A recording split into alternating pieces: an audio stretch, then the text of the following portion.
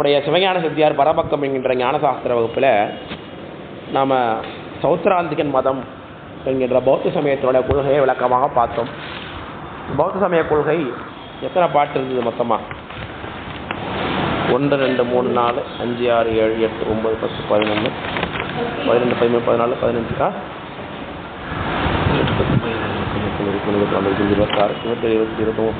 15 32 பாடல். சிவஞான சித்தியார் பரபக்கம் சௌத்ராந்திகன் மதம் கொள்கை விளக்கம் 32 பாடல்கள் சொல்லப்பட்டது. சௌத்ராந்திகன் என்பவர்கள் பௌத்த சமயத்தார் 4 அவரில் முதல்ல வரக்கூடியவர்கள். சூத்திரத்தை அந்தமாக கொண்டவர்கள் என்பதனால சாந்திகர் என்று பெயர். அதனால் சௌத்ராந்திகன் பெயர். இந்த பௌத்தர்களுக்கு எத்தனை அளவைகள்? 2 அளவை. Very good. காட்சியும் உரையும் இல்லையா? காட்சி உரையுமா? உரை கிடையாது. காட்சியும் அனுமானமும் 2 அளவைகள் தான் நமக்கு. சரிதானே? அந்த பௌத்தருடைய கொள்கை நமக்கு இங்கே பஞ்சகந்தங்கள் அழிவே முத்தி என்பது அவருடைய கொள்கை. இதெல்லாம் விளக்கமாக பேசியாச்சு. இந்த விஷயங்கள்ல நிறைவு பாடல் 94வது பாடலில் என்ன முடிவு பண்ணுகிறான்? ஒங்கிய உருவமோடும் வேதனை குறிப்பினோடும் தாங்கு பாவனை விஞ்ஞானம் தாமி வைக்கைந்தும் கூடி பாங்கினால் சந்தானத்தில் கெடுவது பந்த துக்கம் பாங்கவை போன்ற கேடாய் அழிவது முத்தி இன்பம் என்று சொல்லுகிறார். குறிப்பிடுக்க மாட்டோன்னா சரி. பாங்கினால் சந்தானம், இவர்களுக்கு 3 சந்தானம் இருக்கு. தீப சந்தானம், வாயு சந்தானம், பீப்பிலிக்கா சந்தானம் அப்படின்னு 3 இருக்கு. தீப சந்தானம், வாயு சந்தானம், பீப்பிலிக்கா சந்தானம் அப்படின்னு இவங்கள்ட்ட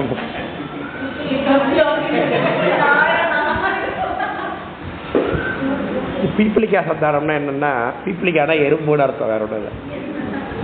எறும்பு. இந்த எறும்பு எப்படி அப்படியே ஒரு ஆற்று ஒழுக்கமாக வருது இல்லையா, கோடா எறும்பு, அது மாதிரி சந்தானம் வருவது பீப்பிலிக்கா சந்தானம். அடுத்து வாயு சந்தானம்னா காற்று ஒன்றை அசைக்கும், அதன் மூலம் இன்னொன்று அசைக்கும்.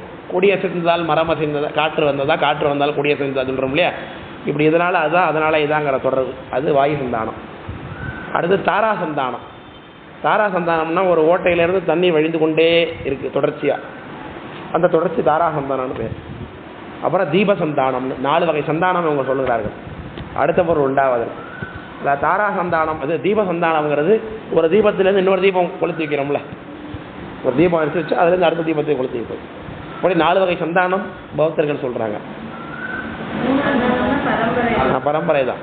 வாயு சந்தானம், தாரா சந்தானம், பீப்பிலிக்கா சந்தானம், தீப சந்தானம். பீப்பிலிக்கான எறும்பு. பாங்கினால் சந்தானத்தில் கெடுவது பந்த துக்கம் ஆங்கவை போன்ற காடாய் அழிவது முத்தி இன்பம்னு சொல்லி அவருடைய கொள்கையே பேசியிருந்தான். சரிதானே? ஆடியோ வருது இல்லைம்மா? இப்போ அடுத்தது சௌத்ராந்திகன் மறுதலை. இந்த மறுதலையில் இன்றைக்கி எவ்வளோ பாடல் பார்க்க முடியுமோ அத்தனை பாடல் இன்றைக்கு நம்ம போவோம். நம்முடைய பரமாச்சாரிய பெருமான் அருணஞ்சி பகவானார் அந்த சௌத்ராந்திக பௌத்தர்களுடைய கொள்கையை மறுத்து கேள்விகள் மூலமாக விடை சொல்ல போகிறார். பாடல்லாம் பெரிய பெரிய பாடல் எல்லாமே 1 2 3 4 5 6 7 என்சீர் விருத்தமாக இருக்குது பாட்டெலாம். அனைத்தினையும் உணர்ந்தான் எம் இறைவன் என்று இங்கு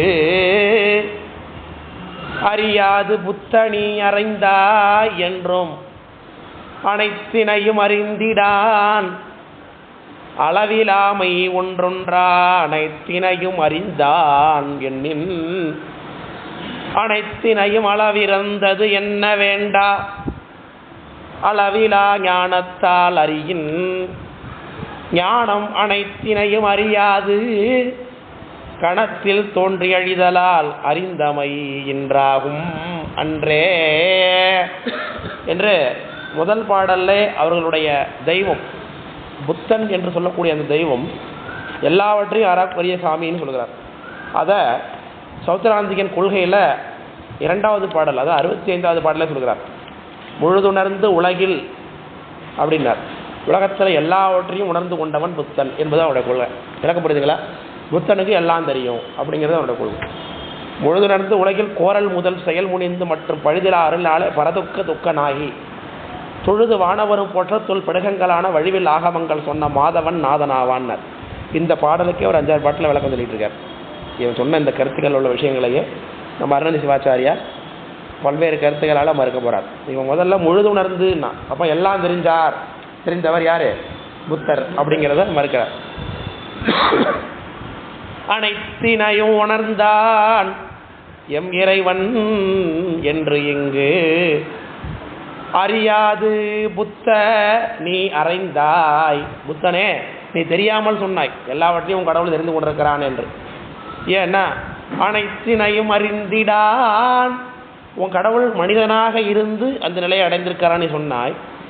மனிதனாக இருந்து வேறு நிலையை அடைந்த யாருக்குமே அனைத்தையும் அறியக்கூடிய தன்மையை நாம் எங்கும் பார்க்கவில்லை இல்லையா? அந்த போதம் யாருக்குமே உயிர்களுக்கு கிடையாது. அனைத்தையும் அறியக்கூடிய போதம் என்பது கிடையாது என்பதை அனுபவபூர்வமாக உலகத்தில் பார்த்ததை வச்சு அவனை மறுக்கிறார். இப்போ தேவர்கள் பார்க்குறோம். தேவர்களில் எல்லாருமே மனிதர்களோட பெரிய ஆற்றலுடைய. ஆனால் அவங்களுக்கு எல்லாம் தெரியுதா? இந்திரனுக்கு எல்லாம் தெரியுமா? திருமாலுக்கு எல்லாம் தெரியுமா? பிரம்மாவுக்கு எல்லாம் தெரியுமா? அவர்களுக்கே அந்த நிலைங்கும் பொழுது மனிதராக பிறந்து ஒரு ஸ்டேட்டஸ் அடைஞ்சவன் எல்லாவற்றையும் அழிந்தான் என்பதை என்னால் ஒத்துக்கொள்ள முடியாது என்று நேரடியாக எடுத்ததே மறுக்கிறார். அறியாது புத்த நீ அறைந்தா என்றும் அனைத்தினையும் அறிந்திடான். அதோட முடிச்சுக்கணும் அந்த இடத்துல. ஏன்னா எதையும் யாராலும் முழுசாக தெரிந்து கொள்ள முடியாது. ஏன்னா கற்றது உலக வழக்கியலத்தில் அறிவை நான் சொல்கிறாங்க. கற்றது கைமண் அளவு கல்லாது கடல் அளவுன்னார் ஔவையார். அதனால் அளவிலாமை ஒன்றொன்றா அனைத்தினையும் அறிந்தான் எண்ணின். எல்லாவற்றையும் அறிய முடியாது. ரைட், ஓகே, சொல்லு, ஒத்துக்கிறேன். அடுத்த கேள்விக்கு வரான். ஒன்றா எல்லாத்தையும் தெரிஞ்சுக்கிட்டார் எங்கள் சாமி அப்படின்னா. ஒவ்வொரு விஷயமா தெரிஞ்சுக்கிட்டான். ஏன் வியாபகமாக எல்லாவற்றையும் ஆம்னி பொட்டன்ஷியல் அப்படிங்கிறோம். எல்லாவற்றையும் ஒரே நேரத்தில் சிவபெருமான் தெரிந்து கொள்வார். சிவபெருமானுக்கு எல்லாம் தெரியும். ஏக காலத்தில் அனைத்தும் அறியக்கூடியவர். திரிகால ஞானம் இல்லையா? புற்றுணர்வு அனாதி போதம்னு சொல்லுகிறோம் பெருமானுக்கு. அந்த தன்மை சிவபெருமானுக்கு நாம் சொல்லுகின்றோம். ஆகமத்தில் சொல்லப்பட்டது. அதுக்கு நாம் ப்ரூஃப் சொல்லுகின்றோம். ஆனால் மனிதனாக பிறந்து சிவபெருமான் அந்த நேரத்துக்கு போனார். அந்த இடத்துக்கு போனாரா? இல்லை. மனிதனாக பிறந்து ஒருத்தர் ஸ்டேட்டஸ் அடைஞ்சாருன்னா ஞானின்னு ஆனால் கூட அவருக்கு என்ன கிடையாது? ஒற்றுணர்வு என்பது வராது அப்படிங்கிறத தடுக்கிறார். அளவிலாமை. ஏன்னா பிரபஞ்சமானது எவ்வளவு தெரிஞ்சு கொண்டாலும் அதிலிருந்து தெரியாத தன்மை உடையதாக தான் இருக்கிறது இல்லையா? பிரபஞ்சம் விரிவுடையது. அதனால் அளவில்லாத தன்மை உடையது இந்த பிரபஞ்சம், இந்த உலகம். அதனால் இது எல்லாவற்றையும் தெரிந்து கொண்டான் என்பவன் ஒரு உலகத்தில் கிடையவே கிடையாது ஒருத்தன்ட்டார். ஒன்றொன்றா அனைத்தினையும் அறிந்தான் எண்ணின். ஒன்றா எல்லாத்தையும் கற்றுக்கிட்டான் எங்கள் சாமி அப்படின்னு நீ சொன்னீன்னா அனைத்தினையும் அளவிறந்தது என்ன வேண்டா. அளவிறந்து எல்லாவற்றையும் அறிந்தான் நீ சொல்லாத. அப்பனா ஒன்று அறிந்து அப்புறம் இன்னொன்று அறிந்து கொண்டான், இன்னொன்று அறிந்து இன்னொன்று அறிந்து கொண்டான். ஒரு அறிவு நிகழ்ந்தது, அப்புறம் வேறு அறிவு நிகழ்ந்தது, அப்புறம் வேறு அறிவு நிகழ்ந்தது. இதை நீ எல்லாவற்றையும் தெரிந்து கொண்டான் நீ சொல்லாத. ஏன் அப்படின்னா பின்னாடி அதுக்கான தடை சொல்கிறார். அளவிலா ஞானத்தால் அறியின். மனிதருக்கு தான் அந்த மாதிரி ஒன்றா அறிந்து கொள்வதில் சிரமம் இருக்குது. ஆனால் புத்தராகிய என் கடவுளுக்கு அந்த தன்மை இல்லை. அவருக்கு அளவில்லாத ஞானம் இருக்குது அப்படின்னு நீ சொன்னீன்னா அதுக்கு நான் ஒரு கேள்வி கேட்குறேன். ஞானம் அனைத்தினையும் அறியாது. நீ சொல்லக்கூடிய உன்னுடைய பொத்து தலைவனுக்கு எல்லாவற்றையும் அறியக்கூடிய அறிவு கிடையாது. ஏன்ப்பா அப்படின்னா நீ க்ஷணபங்க கொள்கை உடையவன் இல்லையா? எது நடந்தாலும் அந்த க்ஷணத்தில் அது அழிஞ்சு போய்விடும். அடுத்த கணத்தில் வேறு புதிதாக உண்டாயிருக்கும். அப்போ சென்ற முறை அவன் அறிந்தது அழிந்து போய்விட்டது. புதுதாக அறிந்து கொண்டான்னு அர்த்தமாகும். வைத்து முன்பு அறிந்ததெல்லாம் திரும்பி மறந்துட்டான்னு அர்த்தமாயிடும். அப்போ அனைத்தினையும் அறிந்தான்னு எப்படி சொல்லுவேன்? உன்னுடைய கொள்கையே எல்லாவற்றையும் அறிந்திருக்க அவன் தலைவன் சொல்வது விரோதமாக இருக்கிறது என்று சொல்கிறான். அனைத்தினையும் அறியாது கணத்தில் தோன்றி அழிதலால் அறிந்தமை இன்றாகும் அன்றே. விளங்க சொல்றது க்ஷணபங்கம் என்ற கொள்கை. ஆமாம், க்ஷணத்தில் எல்லாமே பங்கமாயி தோன்றும். அப்போ சென்ற நேரத்தில் இருந்த அறிவு பெருக்காதுன்னு அர்த்தம். இப்போ எல்லாவற்றையும் அறிந்து கொண்டான் என்பதை எப்படி ஒத்துக்கொள்ள முடியாது. அதனால எல்லாவற்றையும் ஒருவனால் அறிய முடியாது. ஒன்றா அறிந்தன்னா அது முழுமையான அறிவு கிடையாது. ஒன்றா அறியக்கூடிய அறிவு எங்கள் கடவுளுக்கு இருக்குது, ஞானம் இருக்குன்னா உன்னுடைய கொள்கைக்குப்படி அது விரோதம். ஏன்னா உன் கொள்கை க்ஷணபங்க கொள்கை. க்ஷணத்தில் எல்லாம் அழியும் பொழுது நீ உன்னுடைய தலைவன் அறிந்த ஞானமும் தானே அழியும் இல்லையா? குரு வேதனை இதெல்லாமே அழியக்கூடிய தன்மை தான் உனக்கு. அப்போ அழிந்த தன்மை என்பது முழுமையான அறிவாக எப்படி ஒத்துக்கொள்ள முடியும்? எல்லாவற்றையும் உன் கடவுள் முழுதுணர்ந்து அப்படின்னு சொல்லக்கூடிய தன்மை உன் கடவுளுக்கு இல்லை என்பதை இந்த பாடலில் இருக்கிறார். இல்லைங்கதா? அந்த இடத்துல நீங்கள் நோட் பண்ணி வச்சுக்கோங்க. முழுதுணர்ந்து என்கின்ற இந்த விஷயத்தை மறுக்கிற பாடல் இது அப்படின்னு நோட் பண்ணிக்கோங்க.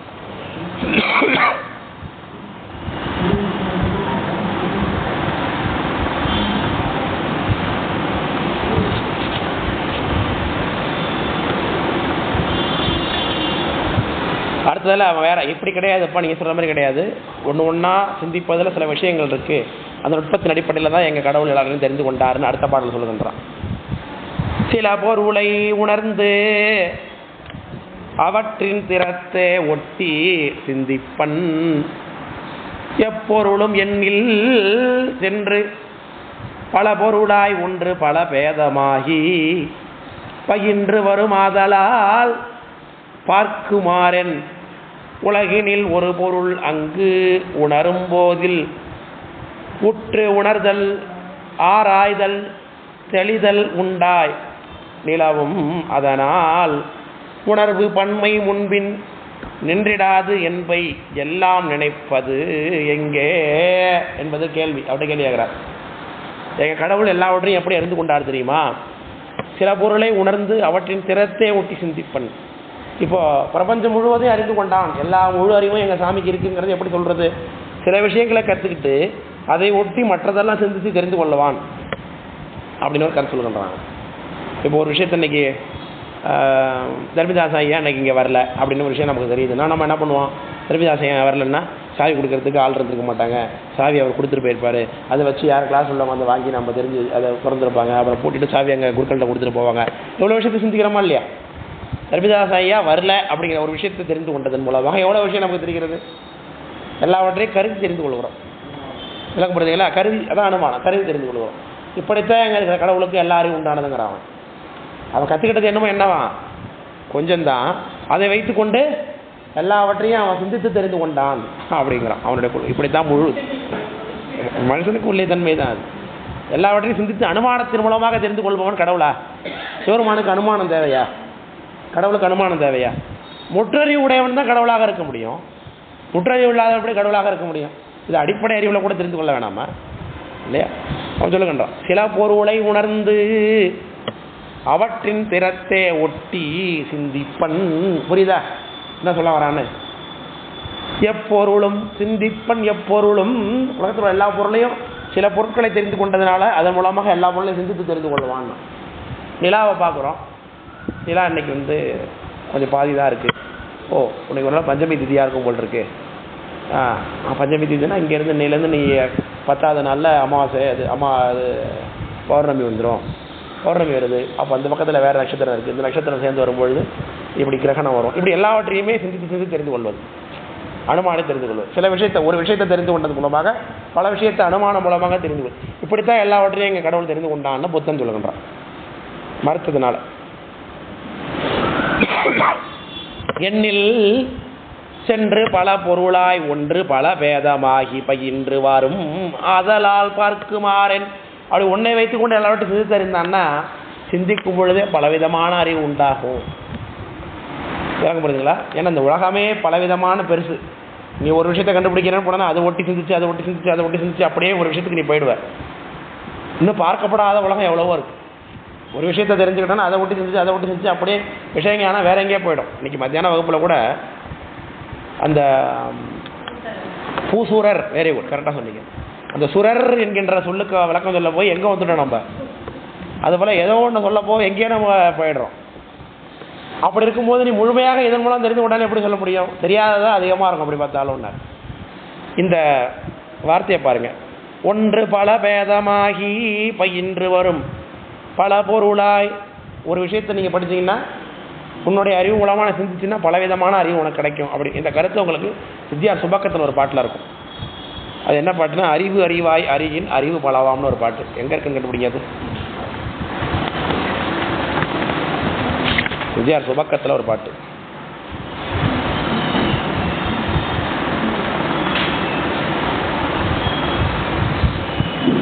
அறிவு அறிவாயின்னு வரும் பாட்டு.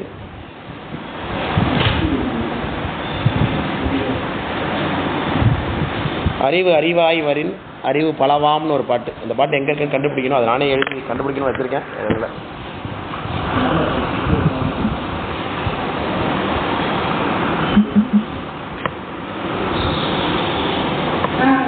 வைஃபை ஆஃப் பண்ணி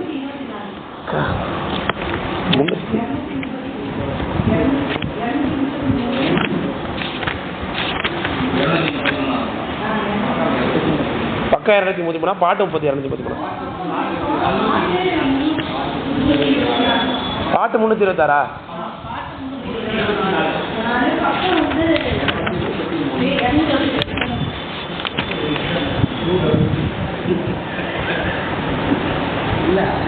இந்த பாட்டு இல்லையே,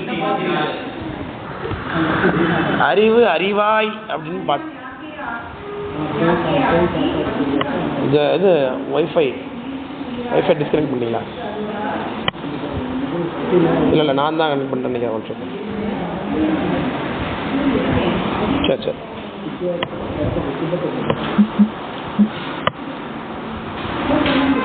யாருக்கு கிடைக்குதுன்னு பார்ப்போம் பாட்டு.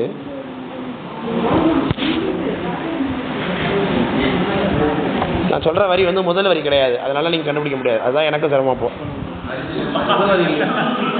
நான் பார்த்துட்டேன்.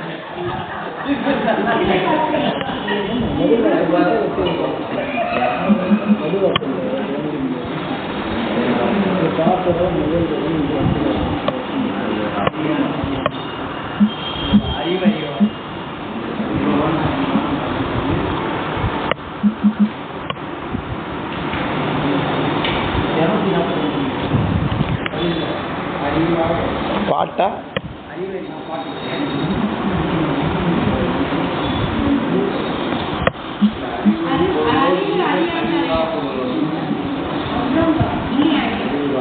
அறிவு பலவாம்னு வரும். நானே கண்டுபிடிச்சிருவேன். ஒரே நிமிஷம் நான் கண்டுபிடிச்சிருக்கேன்.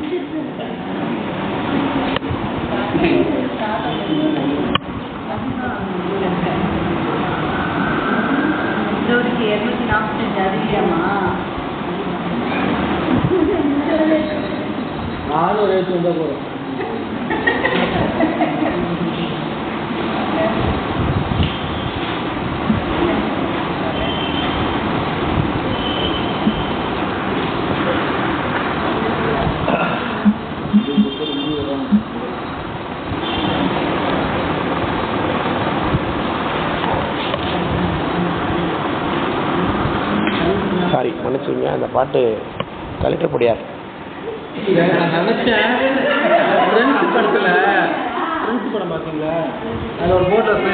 அதான் நான் கலெக்டர் நோட் போட்டு வச்சிருக்கேன். மறந்துட்டு நான் வித்யாவில் சொல்லிட்டு இருக்கேன்.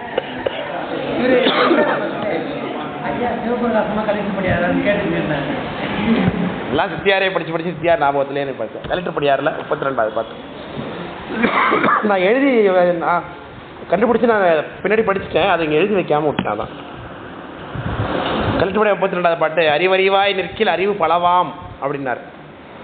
அறிவின் அறிவு இழுத்து கொண்டால் அறிவினராய் வாழ்ந்திருப்பர் நீத்தோர்கள் மானுடரின் மாணவகா தாழ்ந்த மணி நாவே போல் தான் அப்படிங்கிற பாட்டு. ஃபேமஸான பாட்டு, உள்ள தெரிஞ்ச பாட்டு இல்லையா? 32வது பாட்டு கலெக்டர் படியாரில். நீங்கள் உங்களுடைய அறிவை வைத்துக்கொண்டு ஒரு விஷயத்தை சிந்திச்சிங்கன்னா என்ன கிடைக்கும் உங்களுக்கு? பலவிதமான அறிவு தான் உண்டாகும். விஷயஞானம் உண்டாகி கொண்டே இருக்கும். அறிவறிவாய் நிற்கில் அறிவு பலவாம் என்று அறிவின் அறிவு அவிழ்த்து கொண்டுன்னார். அப்போ என்ன அர்த்தம்? நம்ம அறிவினாலே சிந்திக்கக்கூடிய தன்மை அதை நாம் விட்டுட்டோம்னா அறிவினராய் வாழ்ந்திருப்பர், அறிவுடையவர்களாக அப்போ தான் நிற்போம். அப்போது ஒருத்தன் பரஞானம் உடையவனாக வியாபக அறிவுடையவனாக இருக்கக்கூடிய ஜீவன் முக்தனுடைய தன்மை என்ன? தன்னுடைய அறிவை வைத்துக்கொண்டு உலக வழித்து சிந்திக்காமல் இருக்கிறது தான் இல்லையா? இதுக்கு இலக்கணம் அங்கே சொல்லப்பட்டிருக்கு. என்ன சொல்ல நான் புரியுதா இல்லையா சொல்கிறது? அறிவறிவாய் நிற்கில் அறிவு பலவாம் என்று அறிவின் அறிவு அவிழ்த்து கொண்டு அறிவினராய் வாழ்ந்திருப்பர் நீத்தோர்கள் மானுடரின் மாணவக தாழ்ந்த மணி நாவி. ஆமாம் ஆமாம், அறிவு பலவாம். அப்படி இருக்கிறவங்களுக்கு தான். அப்போ நம்மளுடைய அறிவை வைத்து கொண்டு சிந்திக்கிறதுங்கிறது சாதாரண மனிதனுடைய இயல்பு தான். அது பெரிய ஆளுக்குரிய இயல்பு கிடையாது, ஞானம் வயப்பட்டவனுடைய இயல்பு கிடையாது. ஆனால் இவன் என்ன சொல்லுகின்றான்? தன்னுடைய அறிவை வைத்து கொண்டு உலக வழித்து சிந்தித்து அறிந்து கொள்வது தான் முற்றறிவு தான் விளக்கணம் சொல்லி கொண்டிருக்கோம். அதுக்காக அந்த பாட்டுக்கு போனதான். அப்போது பல பொருளாய் ஒன்று பல பேதமாகி, அதுதான் அந்த கருத்து. பயின்று வரும் ஆதலால் பார்க்குமாறியன். நீ எப்படி பார்த்து முடிக்க முடியும் உன்னால்? எல்லாமே புதுசாக அறிவு உண்டாகி கொண்டே தான் இருக்கும். புது சிந்தனைகள் உண்டாகி கொண்டே இருக்கும். தவிர எல்லாவற்றையும் சிந்தித்து தெரிந்து கொள்ள முடியாது, உலகம் முழுக்க தெரியாது.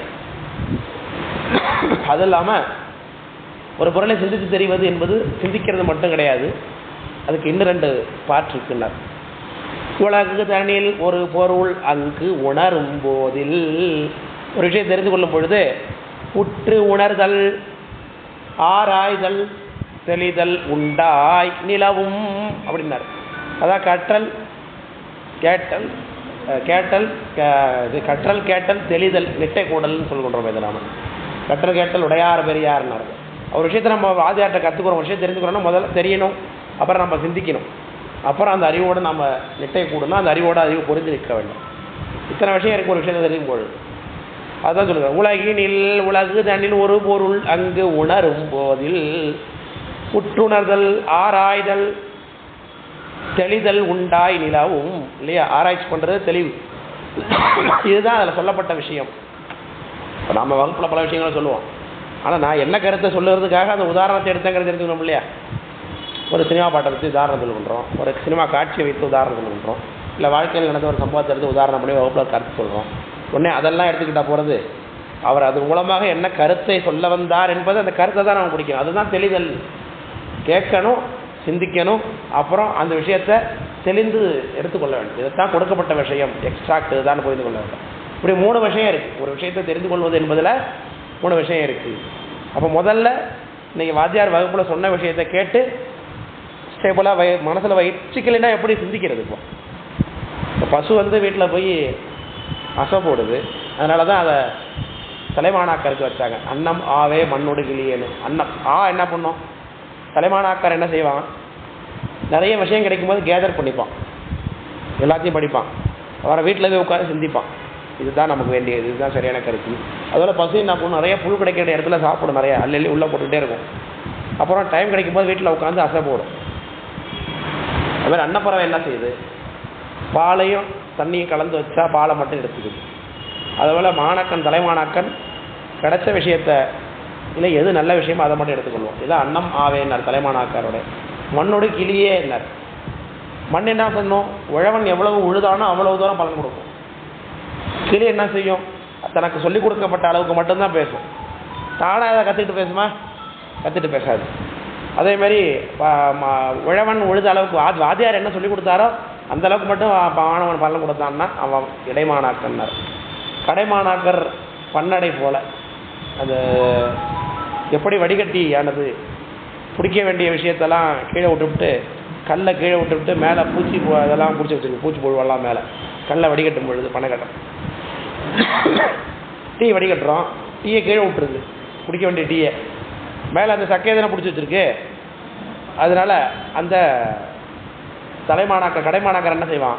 தேவையில்லாதெல்லாம் பிடிச்சி வச்சுக்கிட்டு தேவையானதெல்லாம் விட்டுருவான். இது மாணாக்கருடைய விஷயம். இப்போ முதல்ல தலைமாணாக்கருடைய சிந்தனையை பாருங்கள். ஒரு விஷயத்தை முதல்ல கேட்கணும், அதை அப்படியே எடுத்து சென்று வீடு வரைக்கும் வைத்து கொள்ள வேண்டும், பிறகு வைத்து கொண்டு சிந்திக்க வேண்டும். இதுதான் கேட்டல் தெளிதல், சிந்தித்தல் தெளிதல்னார். அப்போ நிச்சயமாக அந்த அறிவு ஸ்டெபிலிட்டியாக அங்கே இருக்கணும். ஆனால் இவருடைய கொள்கை என்னது? க்ஷணபங்கம். க்ஷணபங்கமாக இருக்கும் பொழுது கேட்ட அறிவை எப்படி சிந்திக்க முடியும்? விளக்க முடியுதுங்களா சொல்கிறது? இதுக்காக தான் இந்த விஷயம் சொல்லுகிறார். நிலவும் அதனால் உணர்வு பன்மை முன்பின் நின்றிடாது என்பை நீ சொல்லுவேன்னார். நீ தானே சொல்கிற க்ஷணபங்கம்னு. உன்னுடைய இருந்த அறிவு இப்போ இருக்காதுன்னு சொல்லுகிறாயே, அப்புறம் எப்படி உன் கடவுள் வைத்துக்கொண்டு சிந்தித்தான்? ஒரு பொருளை சிந்திக்கிறதுக்கு ஒரு முன்னாடி உள்ள அறிவு இருக்கணும்ல. இருக்கக்கூடிய அறிவில் மையமாக வைத்துக்கொண்டு அதை ஒட்டி தான் அடுத்த விஷயத்தை சிந்திக்கணுங்கிற பொழுது க்ஷணபங்கம் என்கின்ற கொள்கையுடைய உன்னுடைய முன்பின் நின்றிடாது என்பைன்னார். நீ தானே சொல்கிறன்னார். என்பை எல்லாம் நினைப்பது எங்கே? எப்படி நினைக்க முடியும்? க்ஷணபங்க கொள்கையுடைய நீ எதையும் வச்சிருந்து நினைக்க முடியாது, பழைய அறிவை வைத்துக்கொண்டு நினைக்க முடியாது. இப்போ க்ஷணபங்கம் ஒவ்வொரு க்ஷணமும் அழிகிறது. நம்ம படிக்கிறதெல்லாம் ஒவ்வொரு க்ஷணமும் அழிஞ்சிருச்சுன்னா யாருமே படிக்க முடியாது உலகத்தில். எல்லோரும் படித்ததெல்லாம் எப்படி நிற்கும் மைண்டில்? பச்சை எழுத முடியாது யாருமே. அதனால் அவருடைய அந்த முழுதுணர்வு முற்றுணர்வு என்கின்ற அந்த கொள்கைக்குரிய விஷயத்தை இதில் மறுத்திருக்கிறார்.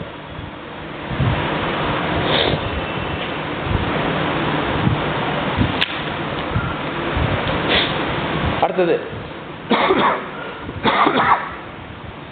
எல்லாவற்றையும் உணர்ந்த பிறகு உன்னுடைய கடவுளுக்கு முக்தி கிடைச்சிருதுன்னு. முக்தி கிடைச்சிருச்சுன்னா ஞானவானா ஆகிட்டான். ஞானவானா ஆண்டா அவனுக்கு என்ன அழிஞ்சு போயிடும்? இவன் கொள்கைப்படி என்ன அழியும்? ஆணவமா?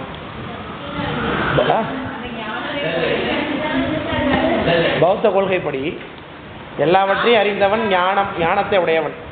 ஞானத்தை அடைந்தவன் அப்படின்னா அவனுக்கு என்னெல்லாம் இருக்காது? பௌத்த கொள்கை எப்படி கேட்குறேன்னா வெரி குட். பஞ்சகந்தம் இருக்காது. Very good very good. பரவாயில்ல, இவ்வளோ கழிச்சு 4 கழிச்சு வந்தாலும் பிக்கப் பண்ணு. Very good. பெரிய புராணத்தில் வருது இல்லையா? இந்த பஞ்சகந்தங்கள் இல்லாதவன் என்ன, அது தான் ஞானத்தை உடையவன் அர்த்தம். இப்போ எல்லாவற்றையும் அறிந்த அவன், பஞ்சகந்தங்களையும் இல்லாதவன், திரும்ப வந்து நூல்களை எனக்கு கொடுத்தான் அப்படிங்கிறத அவன் கொள்கை. ஞானம் அடைந்தவன் நூலை கொடுத்தாங்கிறத அவனோட கொள்கை. விளக்கப்படுதுங்களா? ஞானம் அடைந்தவன் நூலை கொடுத்தாண்டார். ஞானம் அடைஞ்சதுல என்ன சார்னா பஞ்சகந்தம் அவிந்ததுன்னா, பஞ்சகந்தம் இல்லாதவன் எப்படி நூலை கொடுக்க முடியாது? கேள்வி புரியுதா? கேட்குற கேள்வி இதுதான் இந்த பாடலுடைய அடுத்த கேள்வி. அது பிடகங்கள் அப்படின்னு சொல்லப்பட்ட நூல்களை உனக்கு கொடுத்தது எப்படி, அவன் கொடுத்தாங்கிறத எப்படி ஒத்துக்கொள்ள முடியுங்கிற கேள்வி வைக்கிறான். ஞானம் அடைந்தவன் பஞ்சகந்தம் அவிந்தவன். பஞ்சகந்தம் அவிஞ்சிருச்சுன்னா அவனுக்கு கொடுக்கறதுக்கு முதல்ல உடம்பு வேணும், சொல் வேணும், வாக்கியம் வேணும், எல்லாம் வேணுமே.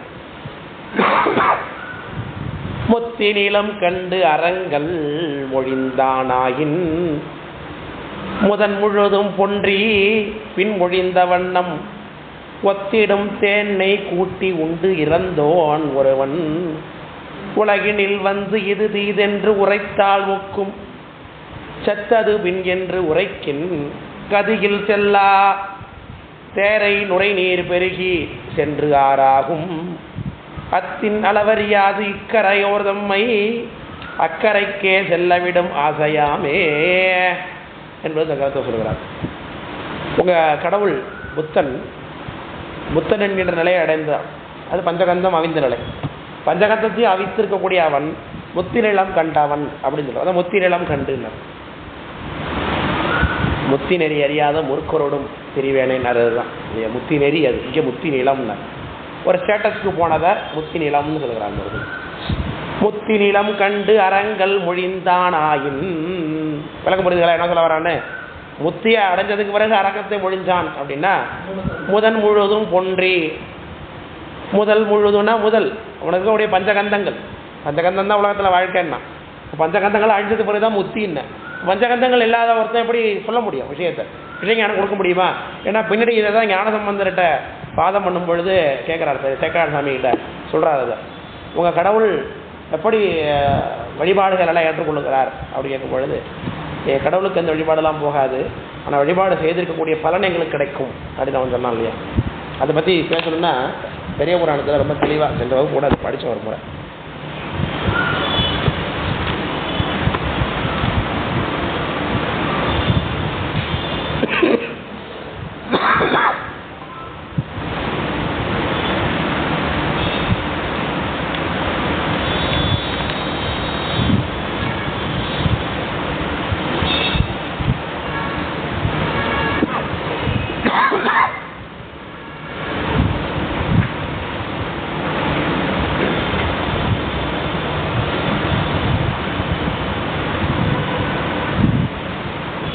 அங்கவன் தான் உரைத்த மொழி கேட்ட அன்பர் அதனை அனுவாதம் செய்து, சம்பந்த சரணாலயர் அனுவாதம் கேட்ட கேள்வி கேட்டதை பதில் கேட்கிறார். தாங்கிய ஞானத்துடன் நாம் கந்தம் ஐந்தும் தாம் இந்து கெட்டனவேல் தலைவன் தானும் ஈங்கு உளன் என்றவனுக்கு விடயமாக யாவையும் முன் ஏற்றுதற்கு விகாரமே செய்து ஓங்கு வடிவு அமைத்து விழவெடுக்கும் பூசை கொள்வாரார் உரைக்க என உரைக்கல் உற்றார். உன் கடவுளுக்கு பஞ்சகந்தமும் அமைந்து போச்சுன்னு சொன்ன, அப்போ அவனுக்கு என்ன பண்ணுறீங்க? புத்த விகாரம் எடுக்கிறீங்க. விகாரமே செய்து ஓங்கு வடிவமைத்து உள்ளுக்குள்ள புத்தனுக்கு சிலை வைத்து விழவெடுக்கும் பூசை கொள்வார் யார்? அதுக்கு விழா எடுக்கிறீங்க இல்லையா? அந்த பூசையை கொள்வது யார் அப்படின்னு கேள்வி கேட்குறார். விளக்கப்படுதுங்களா? ஏன் பஞ்சகந்தம் இல்லாதவனுக்கு பூசை தனக்கு நடக்குதுங்கிறது எப்படி தெரியும்ப்பா? சிவருமான் இருக்கார், அவர் நாம் கும்பிடுறோங்கிறது அவருக்கே தெரியல. இப்போ கும்பிட்டு என்ன பிரயோஜனம்ப்பா? சிவருமானுக்கு தெரியணும்ல, நம்ம அவரை தான் கும்பிடுகின்றோம், அவரை தான் தலைவனாக ஏற்றுக்கொண்டிருக்கிறோம்னு அவருக்கு தெரியணும்ல. அந்த ஞானம் உடையவர் தானே சாமி. இவனுக்கு எந்த ஞானமும் ஏற்படாது, பஞ்சகந்தம் வைத்து போச்சுன்னா இவனுக்கு செய்யக்கூடிய வழிபாடு எப்படி சென்று சேரும்? சேராது. கந்தமாம் வினை உடம்பு நீங்கி எங்கோன் கலந்து உளன் முத்தியில் என்றான். என்ன காணும் இந்திரியம் கண்முதலாம் கரணம் தானும் இல்லையில் அவன் உணர்ச்சி இல்லை என்றான். முந்தை அறிவு இளனாகி உறங்கினானின் எந்தித்து மொழிந்து உடல் மீது ஆடினாருக்கு வந்தவினை பயன் போல வழிபட்டாருக்கும் வருமன்றோ நன்மை என்று கேட்குறான். தூங்கிட்டு இருக்கான், தூக்குறவன் மேலே ஏறி மிதிச்சா, அவனை அடிச்சா, அவனை கொன்னா, அவனுக்கு தெரியுமோ தெரியாதோ, ஆனால் அதனால் அடித்ததுக்கும் கொன்னதுக்கும் அவனை தூக்கி கட்டில் நல்லா படுக்க வச்சு ஏசி போட்டு விட்டாலோ அதனால் ஏற்படக்கூடிய செஞ்சவனுக்கு பலன் வருமா வராதா? வரும் இல்லையா? அது போல என் தலைவனுக்கு வழிபாடு செஞ்சால் அவரோட சொல்லுகின்றான். அப்போ உன் கடவுளுக்கு நீ செய்யக்கூடிய வழிபாட்டில் உடன்பாடு கிடையாது, எதிர்ப்பும் கிடையாது. அப்படி தானே நான் கேட்குறேன். நீ என்ன செஞ்சாலும் இப்போ நம்ம சாமிக்கு வழிபாடு செய்ய போகிறோம் சார், சாமிக்கு பாக்கெட் பால் ஊற்றினா ஒத்துக்காது அப்படின்னு நம்ம சொல்கிறோம். இப்போ பசும்பாலை தான் ஊற்றணுன்னு அது சொல்லுகிறது. அப்போது ஆகமப்படி என்ன கிடையாது, பாக்கெட்டில் வாங்குற பால் சாமி ஏற்றக்கூடாது சொல்லுது ஆகமம் சொல்லுகிறது. அதே மாதிரி பசுப்பாலை தான் ஊற்றணும் அப்படின்னு சொல்லுவோம். அப்போ உடன்பாடு எதிர்வு இருக்குது வழிபாட்டில். இப்படித்தான் வழிபாடு செய்ய வேண்டும், முறைப்படி செய்ய வேண்டும் அப்படின்னு நம்ம வச்சுருக்கிறோம். கண்ணப்ப நாயனார் வழிபாடு செய்தால் அது போல் நாம செய்யலாமன்னா அது ஒத்துக்கூடாது. சுகாச்சாரியர் செஞ்ச வழிபாடு தான் நாம் செய்ய வேண்டும். அப்போது நம்ம செய்யக்கூடிய வழிபாட்டில் உடனும் எதிர்வும் சாமிக்கு இருக்குது இல்லையா? ஆனால் உன் சாமிக்கு அப்படி இல்லையே அப்படிங்கிறார். தொடர்ந்த வழிபாடு கொள்கின்றானுக்கு அன்னவற்றின் உடன்பாடும் எதிர்வும் இல்லை, ஆனபோது அவன் பெறுதல் இல்லை என்றார். அவன் வழிபாட்டை ஏற்றுக்கொள்ளவில்லை. முன்னவற்றில் உடன்பாடும் எதிர்வு இன்றி முருகு துயில் உற்றானை முனிந்து கொன்றால் இன்னுயிர் போ கொலையாக முடிந்ததன்றோ, இப்படியால் எம் இறைவர்க்கு ஏதும் என்றான். இப்போது செத்த தூங்கினவனை கொண்டாக்க இந்த கொலை பாவம் வரும் இல்லையா? அதுபோல் ஒன்றுமே தெரியாத என் கடவுளை கும்பிட்ட புண்ணியம் மட்டும் எனக்கு வரும்னா அவ்வளோதான் அப்படின்னு சொல்லி, அதுக்கு பிறகு இப்படி எப்படி நீ செத்து போனவனை உதாரணமாக காட்டுகிறாய் அப்படின்னு சொல்லி அந்த வாதம் அங்கே போகுது. அது பெரிய புராணத்தில் இருக்குது. எங்கள் என்ன கருத்துனா, முத்தி என்று முத்தி அடைந்த ஒருவனை அவன் கும்பிடுறாங்க. தலைப்பட்டார்பால தலைப்பட்டு நம்ம அதான் சொல்லுகின்றோம் இல்லையா? அதான் நம்ம சொல்கிறோம். அவன் முத்தி அடைந்தவராகிய ஜீவன் முத்திர அடைந்தவராகிய நம்முடைய சாமியை நம்ம கும்பிடுறோம், குருநாதரை கும்பிடுகின்றோம். அப்போ குருநாதராக இருந்து கொண்டு குருநாதரை வழிபாடு செய்த பலனை யார் கொடுப்போம்? நமக்கு சாமி கொடுப்பார். அப்பர் சாமியை கும்பிடுறோம், அப்பர் சாமிக்கு விழா எடுக்கிறோம், சித்திரை சதயம் கொண்டாடுறோம். அப்பர் சாமி அந்த அனுகிரகத்தை பெறுவார்? அப்பர் சாமிக்கு தெரியாது. நம்ம அவர் கும்பிடுறோங்கிற அப்பர் சாமிக்கு தெரியுமா? தெரியாது. மணிவாசகர் குரு பூஜை மணிவாசக பெருமான் அதை ஏற்றுப்பார்? சிவபெருமான் தான் தன்னுடைய அடியாரை வணங்குகின்றார்கள் என்று அந்த கருணை நமக்கு கொடுப்பார். ஆனால் அவர்களுக்கு அந்த ஞானம் அதை ஏற்றுக்காது. ஏன்னா அவங்க பெருமானுடைய திருவடியில் இருந்து கொண்டு பெருமானை அனுபவித்துக் கொண்டிருக்கார்கள், வேறு சிந்தனை இல்லை. அப்போ அப்பர் சாமியை கும்பிட்றான் இவன் அப்படின்னு சொல்லி நமக்கு சாமி தான் அந்த பலனை கொடுப்பார். எப்படி பார்த்தாலும் அந்த உடன்பாட்டை எடுத்துக்கொள்ளக்கூடியவர்கள் ஒருத்தர் இருக்கணும். அப்போது இவர்களுக்கு இவங்களுடைய அந்த பக்தன் ஞானத்தை அடைந்தான். ஞானத்தை அடைதெல்லாம் பஞ்சகந்தம் அழிந்து போகிறது. பஞ்சகந்தம் அழிந்தவன் திரும்ப என்ன பண்ணுறான்? பிடகங்களை கொடுக்குறான் அப்படிங்கிறது உங்களுடைய கான்செப்ட்.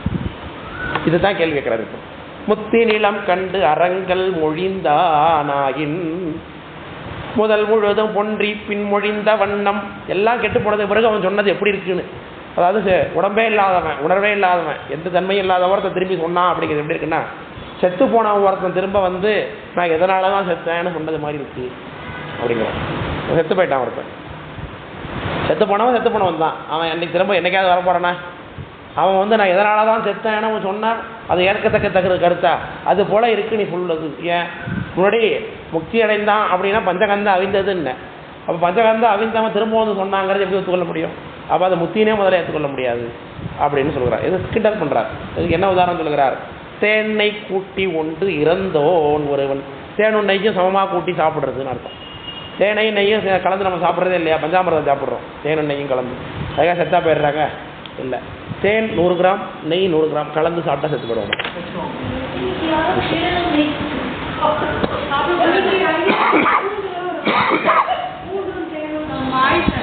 பூண்டும் தேனை சொல்லலை எங்கே நாங்கள். அப்பா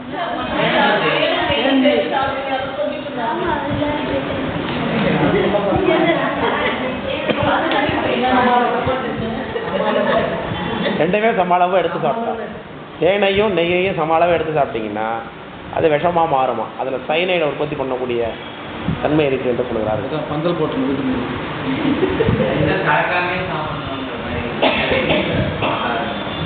அதே மாதிரி இந்த ஆப்பிள் விதை இருக்குது பாருங்கள், அதுவும் விஷம்தான். ஆப்பிள் சாப்பிட்றோம் இல்லையா? ஆப்பிள் விதைனா ஒரு விதை தின்னா கிடையாது. ஆப்பிள் விதை ஒரு 100 கிராம் எடுத்துக்கிட்டிங்கன்னா விஷம். அதில் அது ஹெவியான ஆப்பிள் விதையில் சைனைடு உண்டாகிட்டுருக்காங்க. இதாக இருக்குது. செத்ததுக்கு சமானம் அப்படின்னு ஒரு தடவை சொல்லுகிறார். தேனை குண்டு தான் இல்லை, ஏதோ ஒரு பாயம் சாப்பிட்டு கூட செத்து போயிட்டான். செத்து போனவன் திரும்ப வந்து நான் இதனால் செத்தேன் அப்படின்னு சொன்னால் எப்படி ஒத்துக்கொள்ள முடியுமோ? அதே மாதிரி எல்லா கருவிகளும் கெட்டு போனவன் கடவுள் வந்து ஞானத்தை சொன்னா ஆகவத்தை சொன்னாங்கிறது அப்படி தான் அப்படின்றார் இல்லையா? இல்லையா? தேனை கூட்டி உண்டு இறந்தோன் ஒருவன் உலகினில் வந்து இது தீதென்று உரைத்தால் ஒக்கும் இல்லையா? அப்படி இருக்கு நீ சொல்றது இல்லை. ஒருத்த ஏற்கனவே பஞ்சகந்தம் அவிழ்ந்தது தான் முத்தின்னு சொல்லியாச்சு. பஞ்சகந்தம் அவிழ்ந்தவனுக்கு உலக அறிவது இருக்க போறதில்ல. அதனால அந்த ஞானம் இல்லாதவன், பிரஜையே இல்லாதவன், தண்டப்பட்ட சிந்தனையே இல்லாதவன் அடுத்தவருக்காக நூல் கொடுத்தாங்கிறது எப்படி இருக்குன்னா, செத்து போனவன் வந்து தான் இதனால செத்தேன்னு சொன்னது மாதிரி இருக்கு. செத்தது பின் என்று உரைக்கின் கதியில் செல்லா, இது கதிக்கு செலுத்தாது. எப்படி தெரியுமா? இல்பொருள். நீ சொல்லுவது இல்பொருள். அதாவது ஞானத்தை அடைந்த ஒருவன், அதாவது உன் கழுதியில் பஞ்சகந்தம் அவிந்த ஞானத்தை அடைந்த ஒருவன் வந்து நூல் கொடுத்தான் என்பதை ஒத்துக்கொள்ள முடியாது. எப்படி தெரியுமா இருக்கு? தேரை வாயிலேருந்து நுரை உண்டாகும். தேரை வந்து நுரையை உண்டு பண்ணியிருக்கு பார்த்துருக்கீங்களா? நம்ம கதவு எடுக்கலாம் மழை காலத்தில் இருக்கும் தேரைன்னு ஒன்று. தவணையில் இன்னொரு இனம் அது. அந்த தேரை வாயிலேருந்து ஒரு நுரை உண்டாகி அந்த நுரை பெரிய ஆறா பெருகி அந்த ஆற்றுல இந்த கரையில் நாங்கள் நிற்கிறோம், உன்னை அந்த கரையில் அழைச்சிட்டு போய் விட்றேன் அப்படின்னு நீ சொல்கிறது மாதிரி இருக்கிறாங்கிறாரு. கடவுள் ஞானத்தை சொன்னா அப்படிங்கிறது இப்படி பாருங்க. தேரை நுரை நீர் பெருகி சென்று ஆறு ஆகும். எப்படி கலாய்க்கிறாரு? அத்தின் அளவறியாது இக்கரையோர் தம்மை அக்கறைக்கே செலவிடும் ஆசையாமே அப்படின்னு அவருக்கு இல்லாத ஒரு பொருளை நினைத்துக்கூடிய பொருள்னு அர்த்தம். அப்போ எப்போ நீ பஞ்சகந்தம் அவிந்தது முத்தின்னு சொன்னையோ அப்போவா அவன் திரும்ப வந்து என்ன சொல்ல மாட்டான், ஒரு நூலை கொடுக்க முடியாது, அது இல்பொருள். அதுக்கு என்ன சொல்கிறார் அவர்? செத்து போனவன் வந்து திரும்பி சொல்ல போகிறது கிடையாது. அதுமாரி தேரை நீரும் ஆற ஆக போகிறது கிடையாது, இல்லாத ஆற ஒருத்தன் கிடக்க போகிறது கிடையாது அப்படின்னு சொல்லி இல்பொருள் சொன்னார். உன் கடவுள் வந்து ஞான நூலை சொன்னான் அப்படிங்கிறத என்ன பண்ண முடியாது, என்னால் ஒத்துக்கொள்ள முடியாது, இல்பொருள் சொல்லி முடிச்சிட்டார். அவ்வளோதான். விளங்கப்படுதுங்களா? சரி, அதில் விட்டாரா?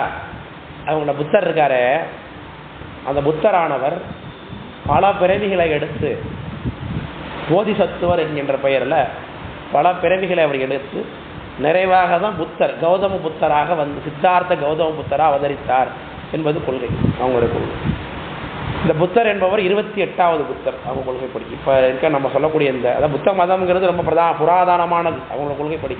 எப்படி நம்ம பௌத்த சமணர்களும் பார்த்தீங்கன்னா சமணத்தை கொள்கையை தோற்றுவித்தது பார்த்தீங்கன்னா நம்மளை பொறுத்தளவுக்கு மகாவீரர் தான் அதை பிரபலப்படுத்துகிறார். ஆனால் மகாவீரர் என்ன பண்ணுறார், அவர் தான் 24வது தீர்த்தங்கரர்.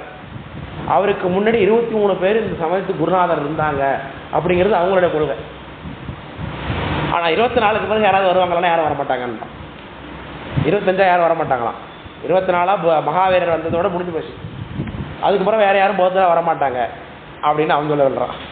அதே மாதிரி கௌதம புத்தர் புத்த மதத்தில் என்ன சொல்கிறான், இதுக்கு முன்னாடி 27 பேர் இருந்தாங்க, 28ஆவதாக வந்தவர் தான் கௌதம புத்தர், இதுக்கு பிறகு யாரும் பௌத்தர் வரமாட்டாங்க சொல்லியிருக்காங்களா? அதுக்கு முன்னாடி உள்ளவர்ல புத்தர். சரி, இதே கொள்கை பார்த்தீங்கன்னா இஸ்லாத்திலே நம்ம பார்க்கலாம். நபிகள் இதுக்கு முன்னாடி நிறைய நபி வந்திருக்காங்க. ஆனால் இப்போ இருக்காரு முகமது நபி தான் கடைசி நபி, அதை ஒத்துக்கணும். அவ்வளோ என்ன அர்த்தம், இந்த கொள்கையோட நீங்கள் ஃபைனலைஸ் பண்ணி முடிச்சுக்கணும், இதில் எந்த டெவலப்பையும் எங்களால் அனுமதிக்க முடியாதுன்னு அர்த்தம் அந்த கொள்கையில்.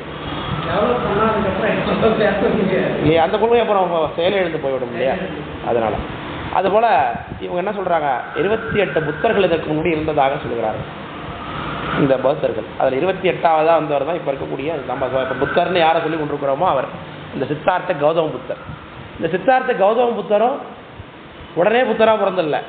அவர் பல ஜென்மங்கள் பல பிறவிகள் எடுத்து பல விலங்குகளாக நரியா, யானையா, புலியா, சிங்கமா, எலியா, புறாவா, பருந்தா, இப்படி எல்லா விலங்குகளாகவும் பிறந்து மனிதராகவும் பிறந்து பல பிறவிகளை எடுத்து நிறைவாகத்தான் கௌதம புத்தர் என்கின்ற அந்த பிறவை அடைகிறார் அவர். இது அவங்க புத்தக ஜாதக கதைன்னு சொல்கிறாங்க. புத்த ஜாதக கதைன்னு சொல்கிறாங்க. புத்த ஜாதக கதை அதுதான் அன்றைக்கி வகுப்பில் குரூப்பில் எடுத்து போடுறேன். பார்த்தீங்களா? பார்த்தேன். ஆனால் டவுன்லோட் பண்ணி யாராவது பார்த்தீங்களா? அதை மட்டும் எங்களை கேட்காதீங்க சார், படிங்க முடிஞ்சது அந்த கதை நல்லாயிருக்கும்.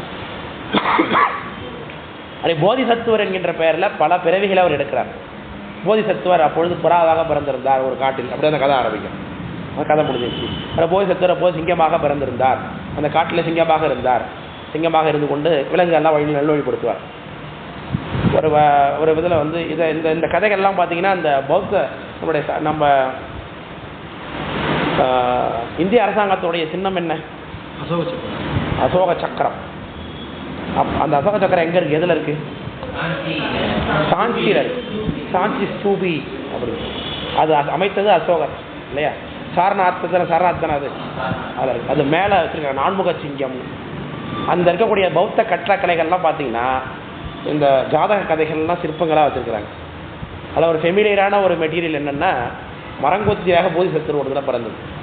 இந்த மரங்கொத்தியாக பிறந்தவர் என்ன செய்வார்னா, ஒரு சிங்கம் எலும்பு தின்னுட்டு தொண்டையில் மாட்டிக்கும். அந்த மரங்கொத்தியாக பிறந்த போதிசத்துவர் வாயுக்குள்ளே புகுந்து அந்த எலும்பை எடுத்து உபகாரம் பண்ணுவார். இப்படி பல பிறவிகள், இப்படி நிறைய எலியாக பிறந்திருக்கார், புறாவாக பிறந்திருக்கார், சிங்கமாகவே பிறந்திருக்கார், ஓனாயாக பிறந்திருக்கார். இப்படி பல பல பிறவிகள் அவர் எடுப்பது என்று வழக்கம். அப்படி நிறைவாக அவர் எடுத்த பிறவி என்னது? அந்த புத்தர் என்கின்ற பிறவி. எனக்கு புரியுதுங்களா? அப்படி நிறைவாக ஒரு பிறவி எடுத்து புத்தனாக வந்து என்ன செய்ய போறாரு? உலகத்தில் உள்ள எல்லா மனிதர்களும் பிறவிக்கு வராத ஒரு சூழ்நிலையை உற்பத்தி பண்ண போறாங்க. இது எப்படி கேட்கறது? அவர் பல பிறவிகள் எடுப்பாராம். பல பிறவிகள் எடுத்துட்டு நிறைவாக மனிதராக பிறப்பாராம். அவர் ஏன் சார் பிறந்தாருன்னா என்னவா? உலகத்தில் உள்ள மற்ற உயிர்கள்லாம் பிறவிக்கு வராமல் இருப்பதற்காக அவர் உபகாரம் பண்ண போறாராம். இது எப்படிதான் இருக்கு அப்படிங்கிறதுக்கு தான் இந்த பாட்டை சொல்றாரு. இதுதான் பெரியாழ்வாரும் பாடுறாரு. எருத்து கொடியவனும் பிரமனும் பிறவி அது தீர்க்கும் வகையறியிலார்னார். யார் தான் பாரிஞ்சார்னா பல பிறவிகள் எடுத்த திருமாலம். பெரியாழ்வாரே அப்படி பாடுறாரு. இல்லை பல பிறவி எடுக்கக்கூடிய ஒரு கடவுளுக்கு எப்படி மனிதனோட பிறவியை தன்னுடைய பிறவியை தவிர்க்க முடியவில்லை, பிறவி எடுத்தாதான் அனுகிரகம் பண்ண வேண்டிய சூழல் இருக்கு அப்படின்னு இருக்கும் பொழுது அது எப்படி பிறவி எப்படி தவிர்க்க முடியும்? அவருக்கே பிறவி. ஆனால் அவர் நம்ம பிறவியே எடுக்காத பரவாயாக்க பெரியவனாகிய சிவருமான் பிறவி தீர்க்கும் வகையறியலான்னு பாடுறாங்க. அது எப்படி அனுமதி இல்லைன்னு அர்த்தம் சொல்ல வேண்டியது, வேற என்ன பண்ண முடியும்? தமிழறிஞராக பாராட்டலாம், தமிழ் புலவராக பாராட்டலாம், ஆனால் அனுமதி அதில் இல்லைங்கிறது தான் அதில் தெரிகிறது இல்லையா? எருத்து கொடியோனும் பிரமனும் பிறவி எது தீர்க்கும் வகையறியலாருன்னா எப்படி பிறவி தீர்க்க யாருக்கு தான் தெரியும்னா திருமாலுக்கு தான் தெரியுமா? திருமாலே பல பிறவி எடுக்கிறான்னு அவங்களே சொல்கிறாங்க. அவர் பிள்ளைத்தமிழ் பாடும்பொழுது பார்த்தீங்கன்னா திருமாலுக்கு அவர் குளிப்பாட்டுறது, அவர் துணி போட்டுக்கிறது, மாடு மேய்க்க போகிறது எல்லாமே தான் சொல்கிறார். அப்போ அவர் என்னென்ன செஞ்சுருப்பார்? நம்மளை போல் சாப்பிட்ருப்பார், நம்மளை போல் காலையில் போயிட்டு வந்திருப்பார். இப்போ நம்மளை போல் காலையில் போயிட்டு வர்றவர் கடவுளா? கடவுள் தன்மை உடையவரா? அவர் பிறவி தீர்க்க முடியுமா? அப்போ இது இருந்தால் அதுவும் தானே இருக்கும். மகாபாரதத்தில் கிருஷ்ணர் நிறைவில் இறந்து போகிறார். இறந்து போனும்போது அவருடைய உடம்பை எடுத்து சம்ஸ்காரமும் பண்ணுறாங்க, கொளுத்துறாங்க வச்சு அக்னியில். அப்போ அப்படிப்பட்ட பிறவியை எடுக்கக்கூடிய ஒருவர் எப்படி பிறவியை தீர்க்க முடியும்? இல்லை, அவரே பல சாபங்களுக்கு ஆளாகிறாருன்னு பார்க்குறோம் கிருஷ்ணராக இருந்து கூட. அதனால் திருமால் உயர்ந்தவர் தான் வணங்கத்தக்க வருது, அதை நம்ம இல்லைன்னு நம்ம சொல்லவில்லை. ஆனால் திருமால் தான் கர்த்தா என்பதை தான் நம்ம ஏற்றுக்கொள்ள முடியாது, இல்லை தானே? அப்போ இவரும் பல பிறவி எடுத்துகிட்டு வந்து என்ன பண்ணுறாரு? பெரிய வராமல் பார்த்துக்கிறார் அப்படின்னா எப்படி இருக்கு? கோர்ட் இண்டியா கொண்டு வந்து இன்ஸ்பெக்டர் நியமிக்கிற மாதிரி தான் அது. யாருப்பா? யாருங்க? ஸ்மார்த்த பிராமணரா? ஆமாம் ஆமாம் ஆமாம், நம்ம இது நம்மளும் தான் சொல்கிறோம். அப்போ அது திரிபுர சம்ஹாரம் நிகழும் பொழுது திருமால் வந்து புத்தன் என்கின்ற அவதாரத்தில் உள்ள போகிறாருன்றோம். அப்போ நாத்திகத்தை சொல்லி கொடுக்குறான். அந்த வித்யுன்மாலி, தாரகாத்தன், கமலஹாத்தன் சொல்லக்கூடிய அந்த 3 அசுரர்கள் சிவபூஜை பண்ணுறவங்க. அவங்க சிவபூஜை பண்ணுற வரைக்கும் அவங்கள யாரும் அழிக்க முடியாது. அப்போ சிவபூஜையிலேருந்து விளக்கணுங்கிறத ஒரு புத்த வேடம் போட்டு போய் அது பின்னாடி நம்ம பாஞ்சராத்திரி மறுதலைன்னு நம்ம பார்க்க போகிறோம். இப்போவே அது பாஞ்சராத்திரி மறுதலையில் ரொம்ப அழகாக கேட்போம் எடுத்தோடனே வந்துட்டு.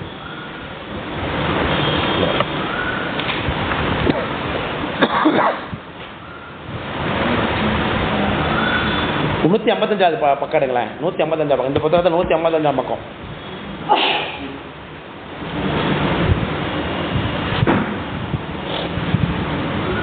அது 293வது பாட்டு.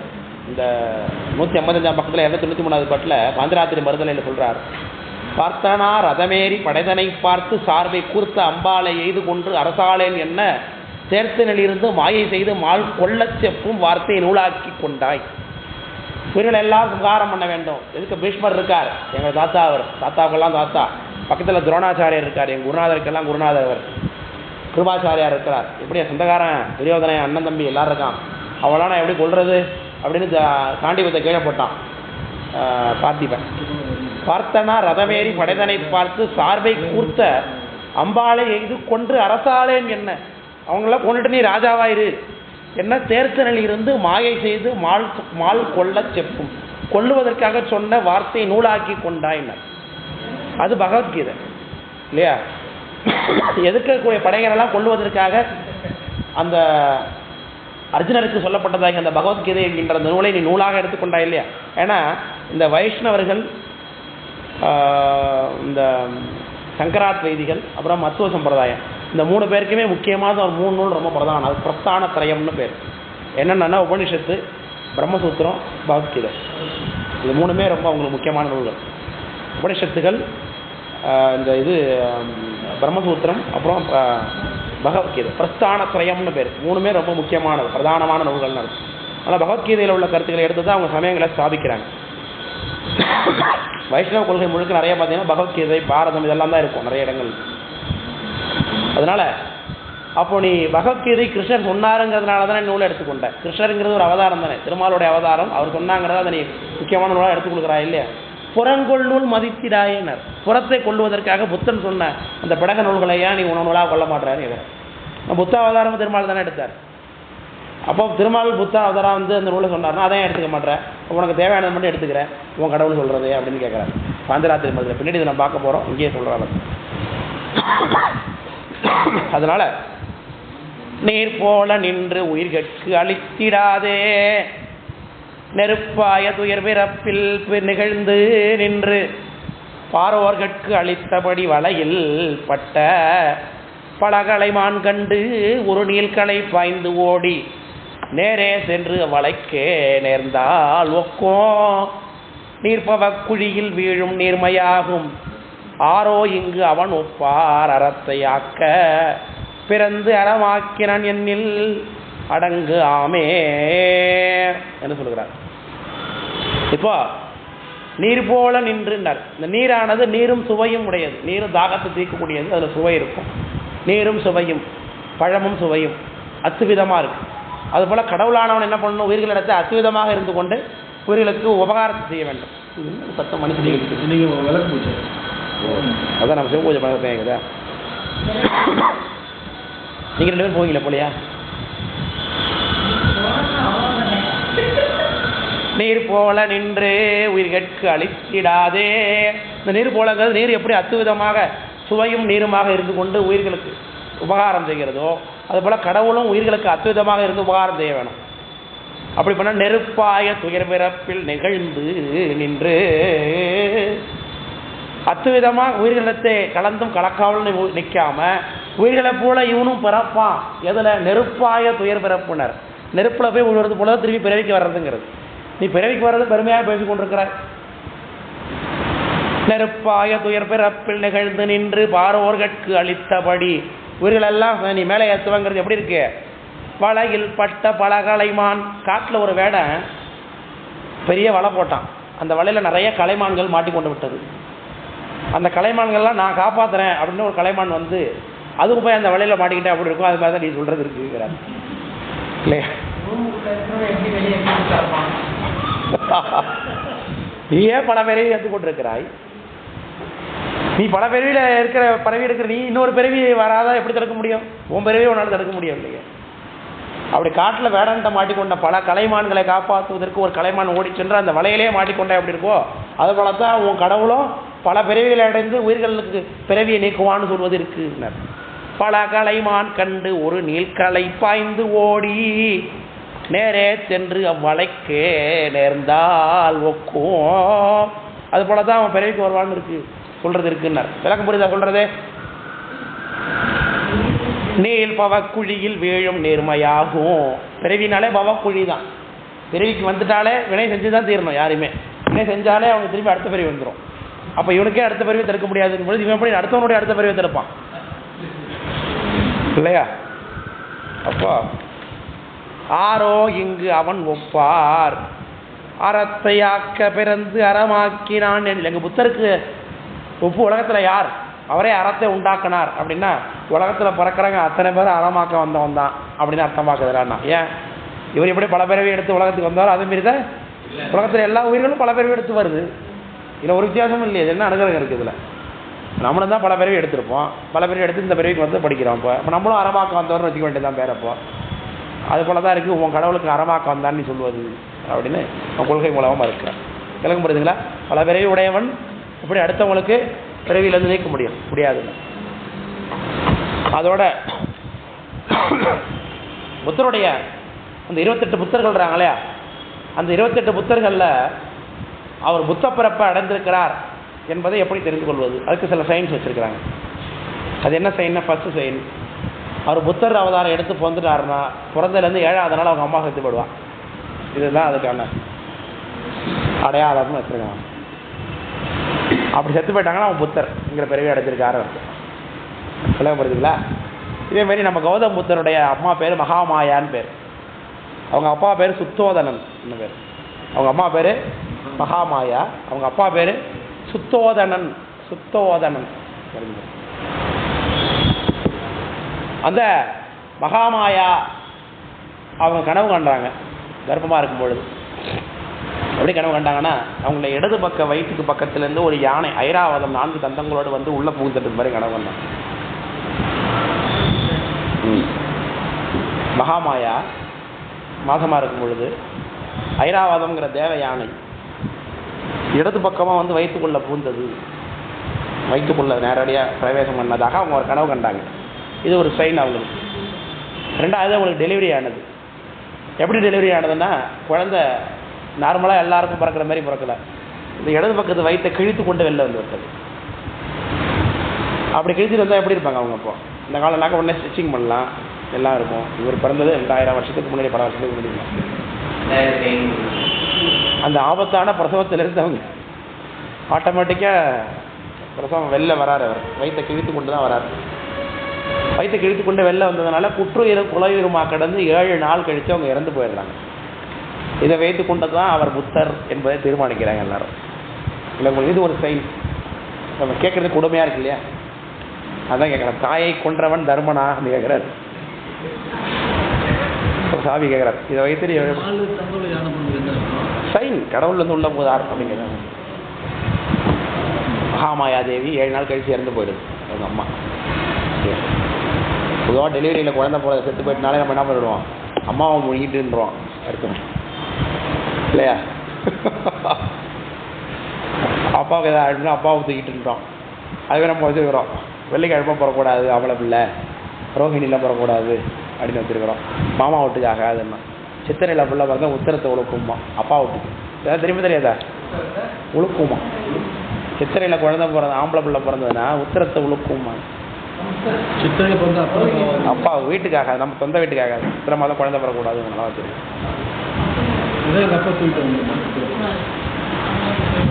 அதனால் மாலை போட்டு பிறந்தா மாமனுக்கு ஆகாதும்பாங்க. கொடி சுற்றி பிறக்குது இல்லையா, மாலை போட்டு பிறந்தா மாமனுக்கு ஆகாதும்பாங்க. அதெல்லாம் மக்கள் வழக்கில் வச்சுருக்கிறாங்க. அனுபவம் இருக்குது, சில பேர் பல விஷயங்கள்ல சொல்லுகிறார்கள் இல்லையா? இந்த கொஞ்சம் இது ஆஃப் பண்ணுங்களேன். பாஸ் பண்ணிட்டு ஆஃப் பண்ணிட்டீங்களா? எங்கள் வீட்டில் எங்கள் அத்தை, 2வது அத்தை, 3வது அத்தை 1991 அவனுக்கு ஃபர்ஸ்ட் டெலிவரி. அவனுக்கு தினேஷ் இப்போ அடுத்த செப்டம்பர் மாதம் கல்யாணம் வச்சுருக்காங்க வேறு. அவனுக்கு டெலிவரி எங்கள் அம்மா தான் பார்த்துருக்காங்க. அவன் பிறக்கும் பொழுது அவனுக்கு கொடி சுற்றி தான் பிறந்திருக்கான். அவன் கொடி சுற்றி பிறந்து கரெக்டாக ஒரே வாரத்தில் எங்கள் அப்பாவோட அப்பா செத்து போயிட்டான். 91வது வருஷத்தில். எங்கள் அம்மா சொல்லுவாங்க எப்பொழுதுமே, ஒரு வாரத்தில் மாமா வீட்டுக்கு ஆகாது. கொடி சுற்றினா தொப்புள் கொடி டெலிவரி ஆகும்போது கழுத்தில் மாட்டிக்கிட்டே குழந்தை வெளில வரும். அடுத்தது ஒரு வருஷம் கழிச்சு 94வது வருஷம் 2வது பையன் பிறக்கிறான் எங்கள் அத்தைக்கு. அவனும் அப்படி தான் பிறக்கிறான். அதே ஒரு வாரத்தில் எங்கள் சித்தப்பா, அதாவது எங்கள் அப்பாவோட தம்பி ஒருத்தர், அவரும் போயிட்டார் ஒரே வாரத்தில். அவர் 25 வயசு தான். அவர் சூசைட் பண்ணிக்கிட்டார். அப்போ எங்கள் அம்மா எப்போதும் கதையை வீட்டில் சொல்லிகிட்டே இருப்பாங்க. எங்கள் அத்தையும் அவனை திட்டிகிட்டே இருப்பாங்க. எங்கள் அப்பாவே எங்கள் மாமன் என் அண்ணனையும் முழுங்கினதால நீங்கள் 2 பேரும் சொல்லி திட்டுவாங்க. அவங்க தெரிஞ்சுக்கலாம் ப்ரெடிக்ட் பண்ணுறதுக்கு. எங்கள் அம்மா சொன்னாங்களாம், இனிமேலுக்கு சாவரத்து எங்கள் வீட்டில் ஆம்பளை கிடையாது, வா முதல்ல அப்படின்னு சொல்லி குடும்ப கட்டாயம் பண்ணி விட்டாங்க.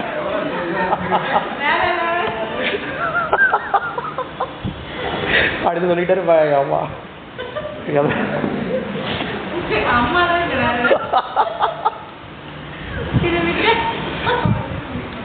வா முதல்ல நீ புள்ளலால் வெள்ளி பத்துக்கு வரான்னு சொல்லி குடும்பத்தை விட விட்டாங்களா ஆச்சரிய போய். அதனால் இதெல்லாம் மக்கள் வழக்கத்தில் இருக்குது. அதனால் இதெல்லாம் என்ன பண்ண முடியாது, கெசட்டில் ஏற்ற முடியாது. ஏன்னா எப்போதும் இது நடக்காது. இது நடந்திருக்கு, அதனால் அங்கே எப்போது நடக்கும்னு எதிர்பார்க்க முடியாது. ஆனால் அது நடக்காதுன்னு சொல்லிடவும் முடியாது. அதனால் மக்கள் அதை நம்பாமல் இல்லை. அதனால் வெள்ளிக்கிழமை ஆம்பளை பிள்ளை வரக்கூடாது, ரோகி நட்சத்திரம் ஆம்பளை பிள்ளை வரக்கூடாது அப்படின்லாம் சொல்லுவாங்க. கிருஷ்ணர் பிறந்ததுனால மாமா வீட்டுக்கு ஆகாதுலாம் சொல்லி கொடுக்குறாரு. அதே மாதிரி வியாழக்கிழமை ஆம்பளை பிள்ளை, வியாழக்கிழமை என்ன பிள்ளை பிறக்குதோ அதே பிள்ளை திரும்பி பிறக்காதுமா. வியாழக்கிழமை ஆம்பளை பிள்ளை பிறந்ததுன்னா அடுத்தது அவங்களுக்கு ஆம்பளை பிள்ளை கிடையாது. வியாழக்கிழமை பொம்பளை பிள்ளை பிறந்ததுன்னா அடுத்து அவங்களுக்கு பொம்பளை பிள்ளை கிடையாது. ஆமாம், அடுத்து பொம்பளை பிள்ளை கிடையாதும்பாங்க. அதனால் அதை ஒருவன் பிறந்த நாள் அப்படிம்பாங்க வியாழக்கிழமை. இதான் மக்கள் வழக்கத்தில் இருக்குது. வியாழக்கிழமையில் ஆம்பளை பிள்ளை பிறந்ததுன்னா அதுக்கு அடுத்து அவங்களுக்கு ஆம்பளை பிள்ளை கிடையாது. வியாழக்கிழமை பொம்பளை பிள்ளை பிறந்ததுன்னா அதுக்கு அடுத்து அவங்களுக்கு பொம்பளை பிள்ளை கிடையாது அப்படின்னா எல்லாம் மக்கள் வழக்கத்தில் இருக்கு. இதெல்லாம் எந்த வகையில் உண்மைன்னு தெரியாது. நம்மளே அப்ளிகேஷன் ஆகுதுன்னா ஓகே, இல்லைன்னா இல்லைன்னு விட்டுற வேண்டியதான். வெள்ளிக்கிழமை ஆம்பளை பிள்ளை பிறந்தா நல்லா வளரும். வெள்ளிக்கிழமை ஆண் பிள்ளை பிறக்கூடாது, மாமாட்டுக்கு ஆகாதும்பாங்க.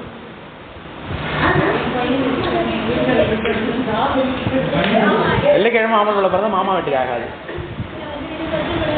மாமா வீடு கஷ்டம், மாமா வீட்டுக்கு ஆகாதுன்னா டெத்து தான் ஆகும்ல, கஷ்டப்படுவாங்க. ரொம்ப படாப்படுத்த நோய் வரும், கஷ்டப்படுவாங்க. பசுக்கள் நிறைய இருக்கு, ரொம்ப.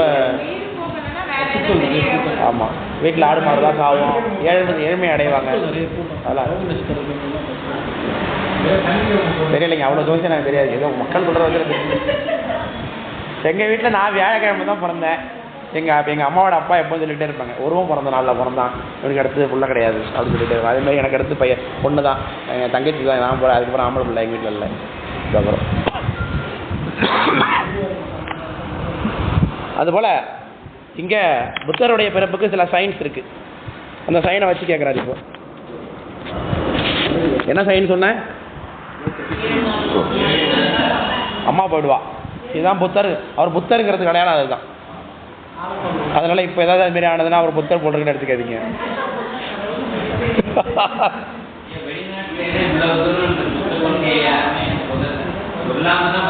ஆமாம் ஆமாம். இப்போ வந்து இப்போ இருக்கிறது புத்தர் சொன்ன கொள்கையே இல்லையே. இப்போ புத்த சமயத்தில் இருக்கிறது இப்போ நிறையா அதில் தாந்திரிகம் பூந்து பௌத்த சமயத்துக்கு. அழகிறந்த யோனிகளில் புகுந்த எல்லாம் அறத்தை அளித்திட எண்ணில் அவற்றின் எல்லாம் நிலவுவது கண்மத்தால் ஆகுமன்றி நினைந்ததோர் இச்சையினால் நிகழ்ந்தானாயில் உலகுதனில் உள்ளோர்க்கும் அதுவேயாகும். ஒருத்தி வயிற்றினில் இருந்து அங்கு உதரம் தள்ளி தலமதில் வந்தான் எண்ணில் தாயை கொன்றான் தருமத்தை இன்று எனக்கு சாற்றிடலே. தாயை கொன்றான் தருமத்தை என்ன சொல்லாதேங்கிறார். எல்லாம் அரைதான் அறத்தை காப்பாற்ற லட்சணமா. முதல்ல வந்த உடனே தாயை கொன்றான் இல்லையா? காப்பாற்றுறதுல இருக்கே பெரிய தர்மம் தாயை காப்பாற்றுறது தான் இல்லையா? அதனால தான் திருவள்ளுவர் சொல்றார், ஈன்றால் பசி காண்பால் ஆயினும் செய்யற்க சான்றோர் பழிக்கு வினைங்க. நீ கண்டிப்பா என்ன செஞ்சாலும் உங்க அம்மாவை நீ காப்பாற்றி ஆகணும்.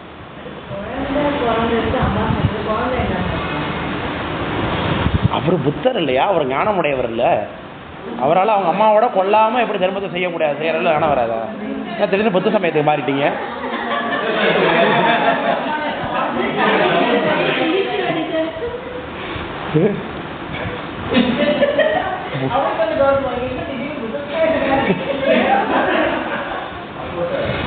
அவர் ஞானத்தை உடையவர், ஞானத்தை சாதிக்க வராருன்னா அவருக்கே அப்படி ஒரு தன்மை எதுக்குன்னு கேட்குறேன்.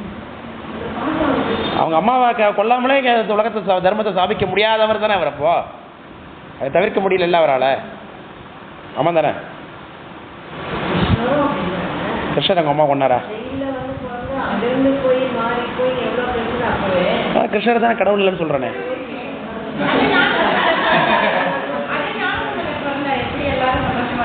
எல்லாரும் சிவமே நிலவுது அந்த ஊர்ல இருந்தாங்க. அதனால புத்தருடைய பிறப்பு அப்படி இருக்கு. தர்மத்தை நிலைநாட்டுறாருன்னா அடிப்படையிலேயே பிறந்த விஷயத்துல தர்மம் இல்லை அப்படிங்கிறது. தாயை கொள்ளுவது என்பது அவருடைய அவர் தானே காரணம். அதில் தாயை கொள்வதுங்கிறது காரணம் யார்? இருப்போங்க புத்தர்.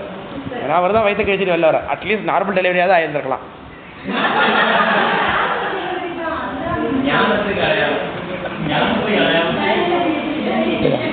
அது கூட இங்கே ஆகலை இல்லையா? அதான் வயிற்றை தள்ளின்னு உதரம் தள்ளின்னாரு. விளங்கப்படுதுங்களா? ஆமாம். இதை பற்றி அதுக்கு ஒரு பாட்டு கூட கொடுத்துருக்காங்களே கீழே, மணிமேகலை பாட்டு ஒன்று.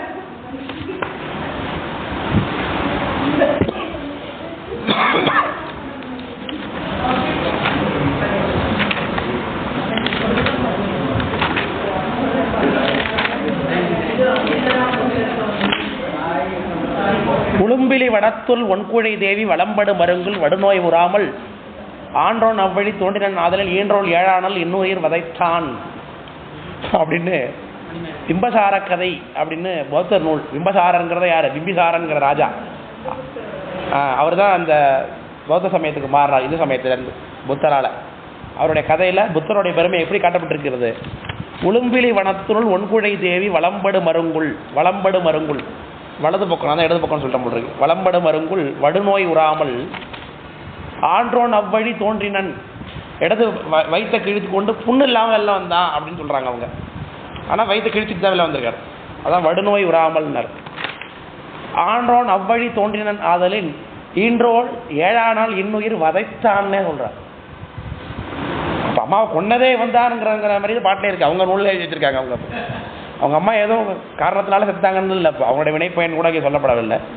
சொல்கிறாங்க ஈன்றோள் ஏழாம் நாள் இன்னுயிர் வதைத்தான்னார். இந்த உரை நூலில் எடுத்து காமிச்சிருக்காங்க. உரை நூலில் மேற்கோள் பாட புத்த நூலில் எடுத்து காமிச்சிருக்காங்க. மணிமேகலையில் விபசார கதை அப்படிங்கிற நூல்.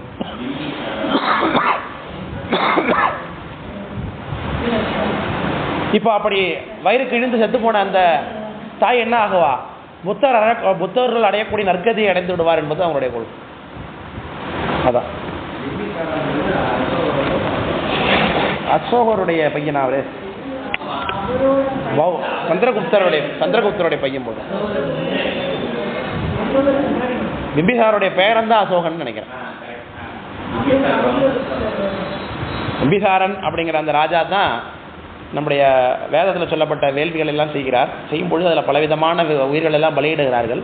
அதை பார்த்து உயிர் கொலை செய்யக்கூடாதுன்னு சொல்லி பௌத்த நூல்களை கற்பித்து அவரை பௌத்தராக்கிறார் புத்தர் பிம்பிசாரன். அவருக்கு பிறகு தான் அது அசோகருடைய காலகட்டத்தில், அதுக்கு முன்னாடி சந்திரகுப்தர் வந்து சாணக்கியர், அவர் முன்னாடி மேபி இல்லை. ஆனால் அந்த சாணக்கியரோட நூல் இருக்கா இல்லையா, அப்போ எப்படி அவர் இல்லாமல் இருந்திருப்பார்? அப்போ எழுதுனவங்க தான் சாணக்கியர். அப்படிதான் இல்லை, நானே அப்படி தான் சொல்லுவேன். இப்போ சில நேரங்களில் எனக்கு தோணும், இப்போ ஞானசம்பந்தர்னு ஒருத்தர் சாமி மேலே நம்பிக்கை நல்ல மனசு கஷ்டமாக இருக்கிற நேரங்களில் வினைப்பயன் அதிகமாக கூட்டப்பட்ட நேரத்தில் கடவுள்னு ஒருத்தர் இருக்காரா இல்லைன்னு தெரியுது, நம்மளை போட்டு இந்த பாடுபடுத்துறாரு, இருந்தாருனா அப்படி நடக்காது அப்படின்னு தோணும். அப்போ என்ன தோணும், ஆனால் பரமாச்சாரியர்கள் வாழ்ந்துருக்கிறாங்க, பாட்டு பாடியிருக்கிறாங்க. ஞானசம்பந்தர் தேவாரம் நமக்கு 3 இருக்குது, 3 திருமுறை இருக்குது. 3 திருமுறையும் யாரோ எழுதி வச்சுட்டாங்களோ ஞானசம்பந்தர் பேரில். அப்போ யார் எழுதுறாங்களோ அவர் தான் ஞானசம்பந்தர் இல்லையா? அவர் தான் ஞானசம்பந்தர். அவருக்கு அந்த அனுபவம் இல்லாமல் எப்படி எழுத முடியும்? அதுபோல் அந்த நூல் இருக்குது, அர்த்தசாத்திரம் இருக்குங்கும் பொழுது அதை யார் பண்ணாங்களோ அவர் தான் சாணக்கியர். மேபி வேணால் பல பேராக இருந்திருக்கலாம், ஒருத்தர் இல்லாமல் பல பேராக வந்திருக்க வேணால் வாய்ப்பு இருக்குன்னு சொல்லி அது இருக்கட்டும். அழகிறந்த யோனிகளில் மொத்தம் 547 கதை இருக்குங்க. அதில் இதில் ஜாதக கதையில், புத்த ஜாதக கதையில் 500 கதை இருக்குது. அப்போனா எத்தனை பேர் எடுத்துருப்பாருன்னு பார்த்துங்க. இப்போ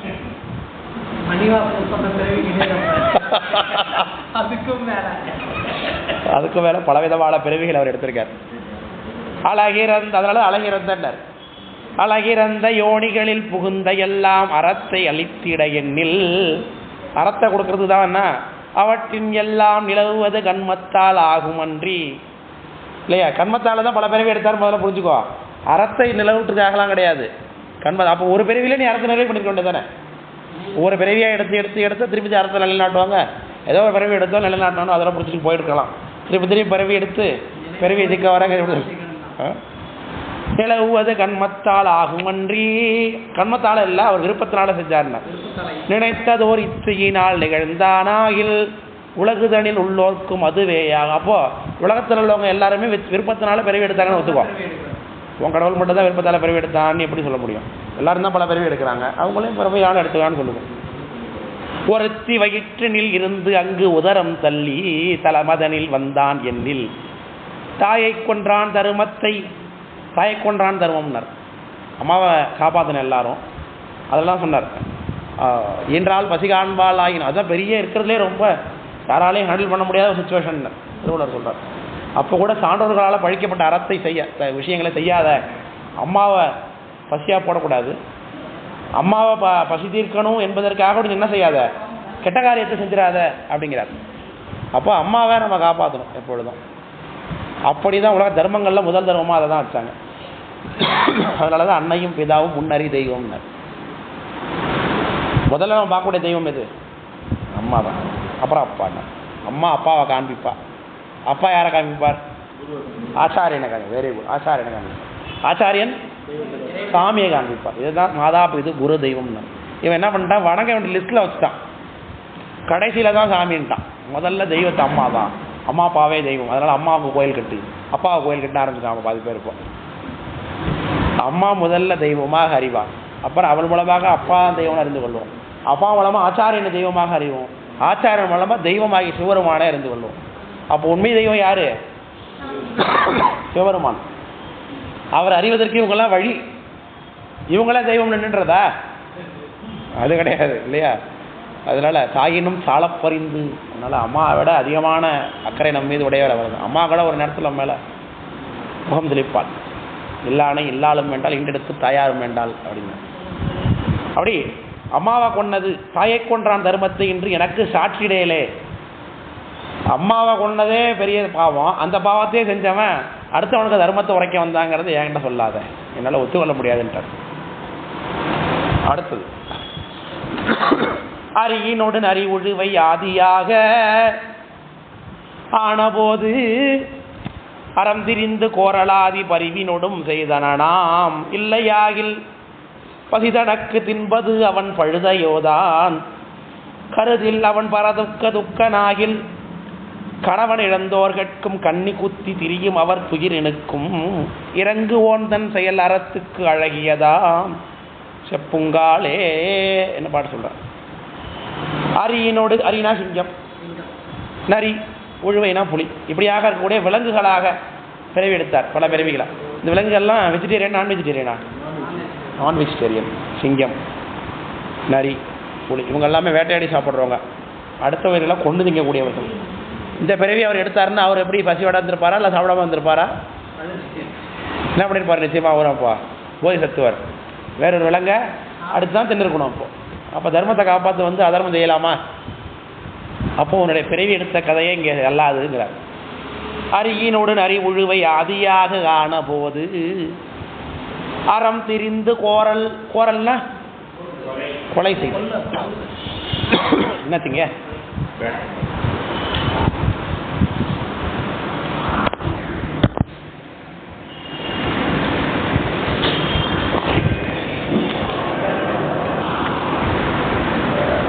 பரிவினோடும் செய்தனாம் இல்லையாகில்.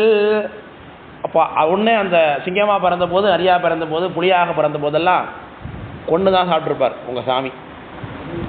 அப்போ அதை அறம் திரிந்து செய்தானா அல்லது அன்போடு செய்தானா என்று சொல்லுங்க. அறம் திரிந்து செய்தாருன்னா நீ அறத்தை வளர்க்க வரலன்னு அர்த்தம். அன்போடு செஞ்சால் கொலை அன்போடு செய்தது ஆகுமா? ஆகாது. அப்போது என்ன தான் சாப்பிட்டான்? பழுதை வைக்க பிரிய தின்னானா அவன் சாமி? சிங்கமாக பறந்து வைக்கல தின்னானா? புல்லை தின்னானா? புலி புல்லை தின்னுதா அப்படின்னு கேட்குறாரு. சிங்கமாக பிறந்தா இல்லை சாப்பிட்டு தான் ஆகணும், மாமன் தின்னா ஆகணும். இப்போ வச்சாச்சு வேற. அப்போ பசிதனக்கு தின்பது அவன் பழுதையோ. பழுதுன்னா வைக்க பிரி, வைக்கோள். அதனால தான் பழுதை கட்டி சந்தானம்னே நமக்கு பேர். தர்மபுராதீன சம்பிரதாயத்துக்கு என்ன பேர்? பழுதை கட்டி சந்தானம். காலையில் யாரும் பழுதை கட்டி பற்றி பேசிட்டு இருந்தாலும் என்கிட்ட, காலையில் யாரும் பழுதை கட்டி பற்றி என்கிட்ட பேசுனாங்களே யாரு?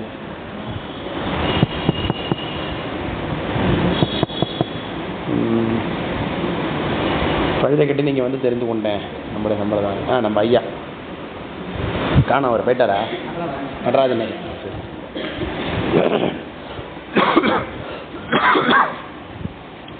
அப்போ பசிதனக்கு தின்பது அவன் பழுதையோதான் கருதில் அவன் பரதுக்க துக்கனாகில். பரதுக்க துக்கன்னு கீழே ஒரு பாட்டில் சொல்லியிருக்கார், 65வது பாட்டில். பழுதிலா அருளினால பரதுக்க துக்கனாகி, அடுத்தவர்கள் துக்கப்படுவதை பார்த்து இவர் துக்கப்படுவார், அதனால அவர்களுக்கு கருணை செய்வார்னு அர்த்தம். அது அந்த விளக்கம் சொல்லிட்டு பரதுக்க துக்கன் என்பது. பரதுக்கம்னா அடுத்தவர்களுடைய துக்கம். அடுத்தவருடைய துக்கத்துக்கெல்லாம் அவங்க கடவுளை இறங்குவார்னா, கணவனை இழந்தோர்னா, கணவனை இழந்தோர்னா கணவர் இல்லாமல் கஷ்டப்படக்கூடிய விடோ போல் இருக்குன்னு நினச்சிக்காதீங்க. அவர் இங்கே அந்த அர்த்தத்தில் சொல்லலை. கணவருக்குரிய தர்மத்தை கைவிட்டு விட்டு சோரம் போன பெண்கள் அப்படிங்கிற அர்த்தத்தில் சொல்கிறாங்க. கணவன் இழந்தோர் கற்கும் கண்ணி குத்தி திரியும் அவர் துயரனுக்கும்னா, வலை வீசி, கண்ணினா வலை, குத்தினா கொள்வது, குத்தி கொள்வது. வேடுவர்கள் பல உயிர்களை பிடித்து கொள்றான், அவனுடைய தர்மம் அது இல்லையா. அவனுக்கு சாப்பாடு கிடைக்கல அப்படிங்கிறது ஒரு துக்கம் அவனுக்கு. அதேமாரி இவளுக்கு வேறு ஆண்களோடு தொடர்பு ஏற்பட்டால் இன்பம் கிடைக்கும், அது கிடைக்கலன்னா அவளுக்கு துக்கம். இது அவர்களுக்குரிய துக்கம் தானே. அப்போ அந்த துக்கத்துக்கு கூட அவன் சாமி கருணை செய்வானான்னு கேட்குறாரு. எப்படி கேள்வி தெரியல. பரதுக்க துக்கடாகின்னா, ஒருத்தன் அநியாயமாக ஒருத்தன் கஷ்டப்படுறான், எனக்கு இன்னைக்கு நல்ல பிரியாணி இருந்தால் நல்லா இருக்குமே, டெய்லியும் பிரியாணி கிடைச்சா நல்லா இருக்குமே அப்படின்னு ஒருத்தன் அழுகுறான்னா அது தர்மமா? எனக்கு சாப்பாடே வழி இல்லையே, தினைக்கும் ஒரு வா சாதம் கிடைச்சா விட போதுமே நினச்சான்னா அது பரதுக்கத்துக்கு அவனுக்கு நம்ம பண்ணலாம். எனக்கு டெய்லிக்கும் என்னது ராயல் மீல் தான் எனக்கு வேணும் அப்படின்னு அழுதானா அது பரதுக்கமா? அது மாதிரி தான் இது. ஒரு சோரம் போனவள் தனக்கு சரியான இது கிடைக்கவில்லையே அப்படின்னு நினச்சி துக்கப்படுறா, அவளுக்கும் கடவுள் அனுகிரகம் பண்ணுவார். அதேமாரி கண்ணி குத்தினா உயிர்களை துன்பப்படுத்தி வேட்டையாட வேணும்னு நினைக்கக்கூடிய அந்த வேடுவர்கள் முதலானவர்களுக்கும் உயிர்களை கொலை செய்யக்கூடியவர்களுக்கும் துக்கம், கொலைக்கடை பண்ணுறதுக்கான வாய்ப்பு கிடைக்கவில்லை அப்படின்னா அவர்களுக்கு அனுகிரகம் பண்ணுவார். அப்படின்னா திரியும் அவர் துயரனுக்கும் இறங்குவோன் தன் செயல் அறத்துக்கு அழகிதாம். இப்படி அறமில்லாதவர்களுடைய துக்கத்துக்கும், ஏன்னா பரதுக்க துக்கம்னு சொல்லிட்டியே, அடுத்தவர்களுடைய துக்கம் எதுவாக இருந்தாலும் இவரால் தாங்கிக் கொள்ள முடியாதுன்னாச்சு. இப்போ அடுத்தவங்க எதனால் துக்கப்படுகிறாங்கிறது இங்கே பேசலப்பா. அப்போ அதை மூணு கேள்வி கேட்குறாரு. எல்லா துக்கத்துக்கும் இறங்குவார். ஆனால் சிவருமான் அப்படி இறங்குறாரா? நம்ம சாமி நியாயமான தப்பு, நியாயமான ஆசைகளை தான் அவர் அடங்கும், அதுக்கே செய்யப்பட்டார் பதில் அவர். அது இல்லையா? இல்லை இவ்வளோ திருப்பி இருக்கிறீங்க எல்லாரும்.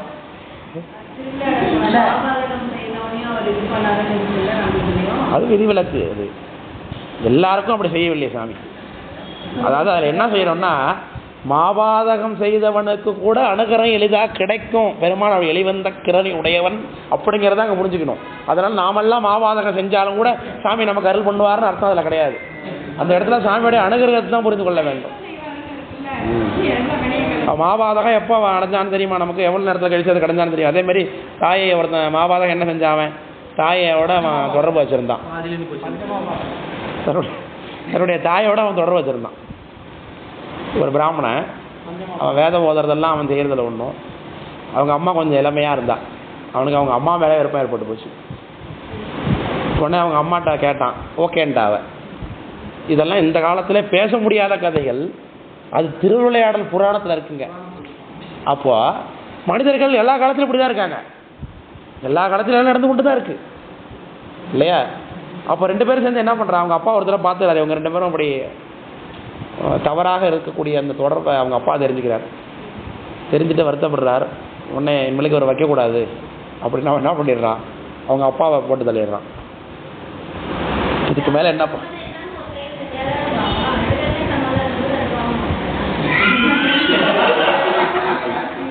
இப்படியெல்லாம் கூட வாக்கள்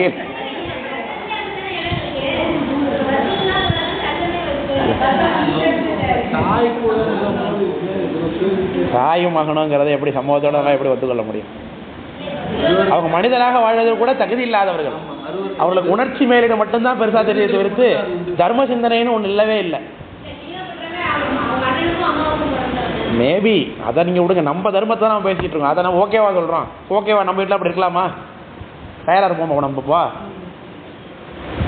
எண்ணி பார்ப்பதற்கே வாந்தி வரா மாதிரி இருக்கேன், விட முடியாது. அதனால் அதெல்லாம் நம்ம உதாரணம் கொள்ளக்கூடாது. அப்படி கூட மனிதர்கள் கீழ்நிலையான மனிதர்கள் உலகத்தில் வாழ்கிறாங்க தான், இல்லாமல் கிடையாது. ஆனால் அவர்களுக்கும் சாமி தான் அனுகிரகம் பண்ணி ஆகணும்.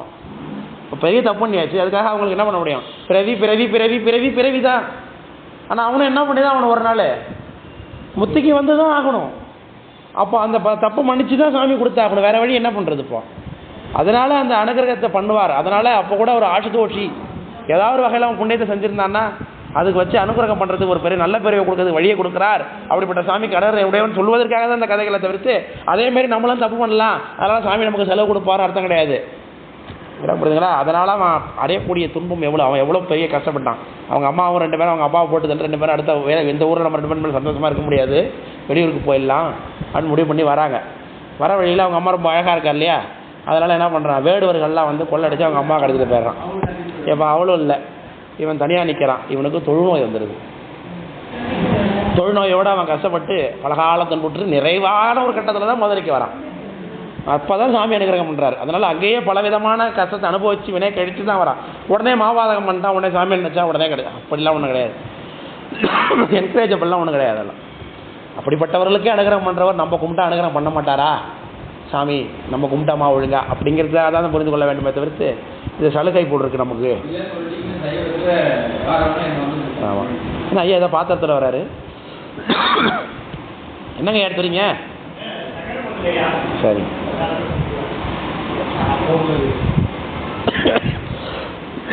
அப்படி கணவன் இழந்தவர்களுக்கும் கண்ணி குத்தி திரியும் அவர் துயரனுக்கும் இறங்குவோன் தன் செயல் அறத்துக்கு அழகிதாம் செப்புங்காலேன்னு அப்படி தவறு செய்தவர்களுக்கெல்லாம் அனுகிரகம் பண்ணால் அதெல்லாம் அறமா என்று கேட்குறார்.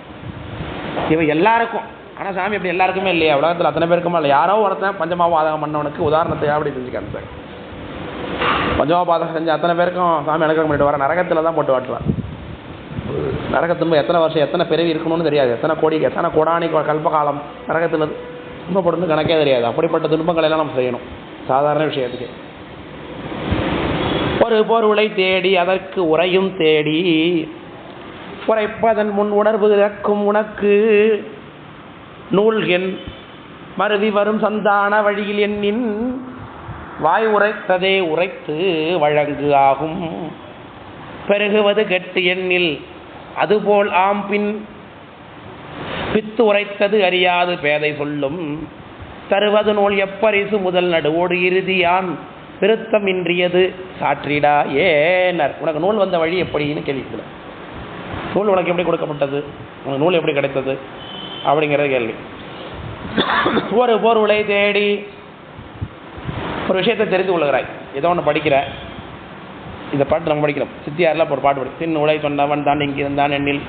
இதுக்கு என்ன அர்த்தம்? உடனே உரையாசிரியர் எழுதிருந்தால் கீழே படிக்கணும். அப்போ ஒரு விஷயத்தை படித்து அதுக்கு உரை தேடணும், அதுக்கு கொஞ்சம் டைம் கேப் இருக்குது, ஒரு க்ஷணம் நமக்கு ஏற்படுது இல்லையா. ஒரு பொருளை தேடி அதற்கு உரையும் தேடி உரைப்பதன் முன் உணர்வு இறக்கும் உனக்கு. நீ படிச்சுட்டு அந்த விஷயத்துக்கு உரை தேடுறதுக்குள்ள நீ படித்தது உனக்கு மறந்து போயிடும். அப்படி தானே ஷடபங்க கொள்கை உனக்கு. உனக்கு நூல் உனக்கு என்ன நூல், உனக்கு எப்படி நூல் எப்படி கிடைச்சது? மருவி வரும் சந்தான வழியில் எண்ணின். மருவி வரும் சந்தான வழியில் அப்படின்னா சந்தானம் அதான் இவனுடைய சந்தானங்கிறது. அதை பற்றி ஏற்கனவே சொல்லியிருக்கேன். பிப்பிளிக்கா சந்தானம், வாயு சந்தானம் வகையை 4 பிப்பிளிக்கானோம்.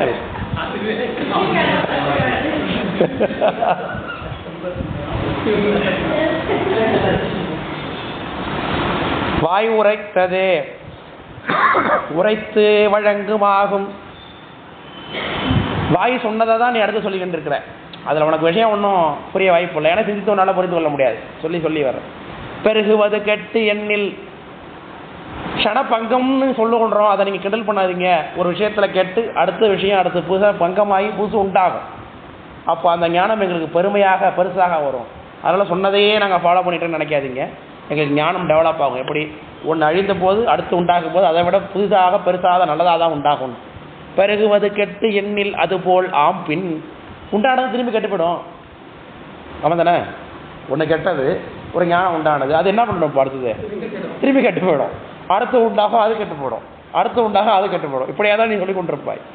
பித்து உரைத்தது அறியாது பேதை சொல்லும்.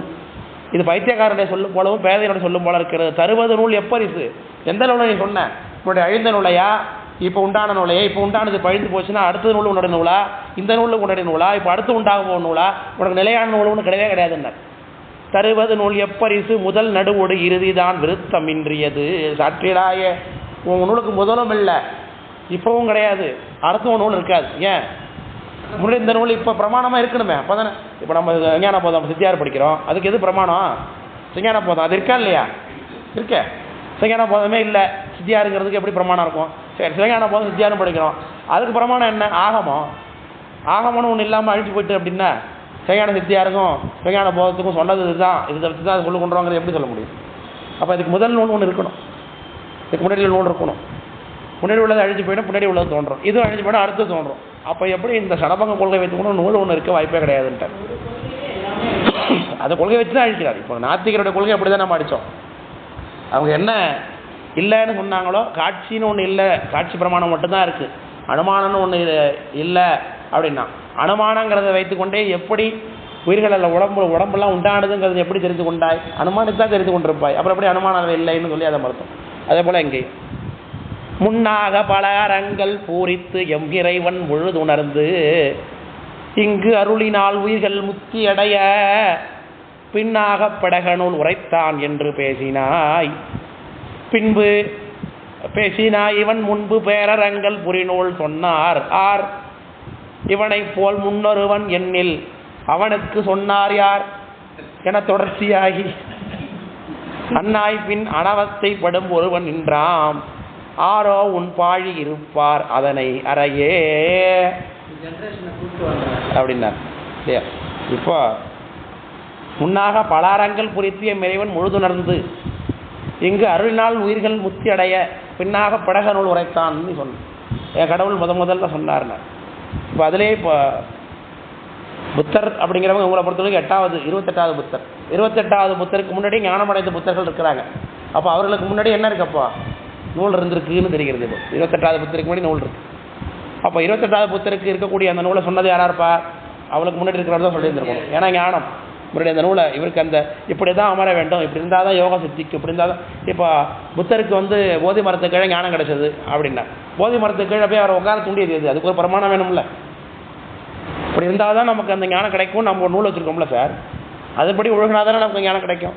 அப்போ அவர் இப்படி இருந்தால் தான் நமக்கு ஞானம் கிடைக்குங்கிற அந்த வழிமுறையை ஒழுகுவதற்கு ஒரு பிரமாணம் இருக்கணும்ல. அந்த பிரமாணம் சொன்ன ஒருத்தர் இருக்கணும்ல, அதுக்கு முன்னாடி ஒரு குருநாதாரம் ஒருத்தர் இருக்கணும்ல. அப்போ அவர் தான் அவருக்கு முன்னாடி உள்ள தலைவர்னா, அப்போ அவருக்கு சொன்னது யார்? அவருக்கு சொன்னது யாருன்னா, உன் நூலை முதல்ல உண்டு பண்ணது யாருன்னு யாருமே இருக்க மாட்டாங்க. கடைசியில் ஞானம் முதல்ல அவனுக்கு உண்டாவதற்கு நூல் வேணும். நூல் இல்லாமல் ஞானம் உற்பத்தி ஆகாது.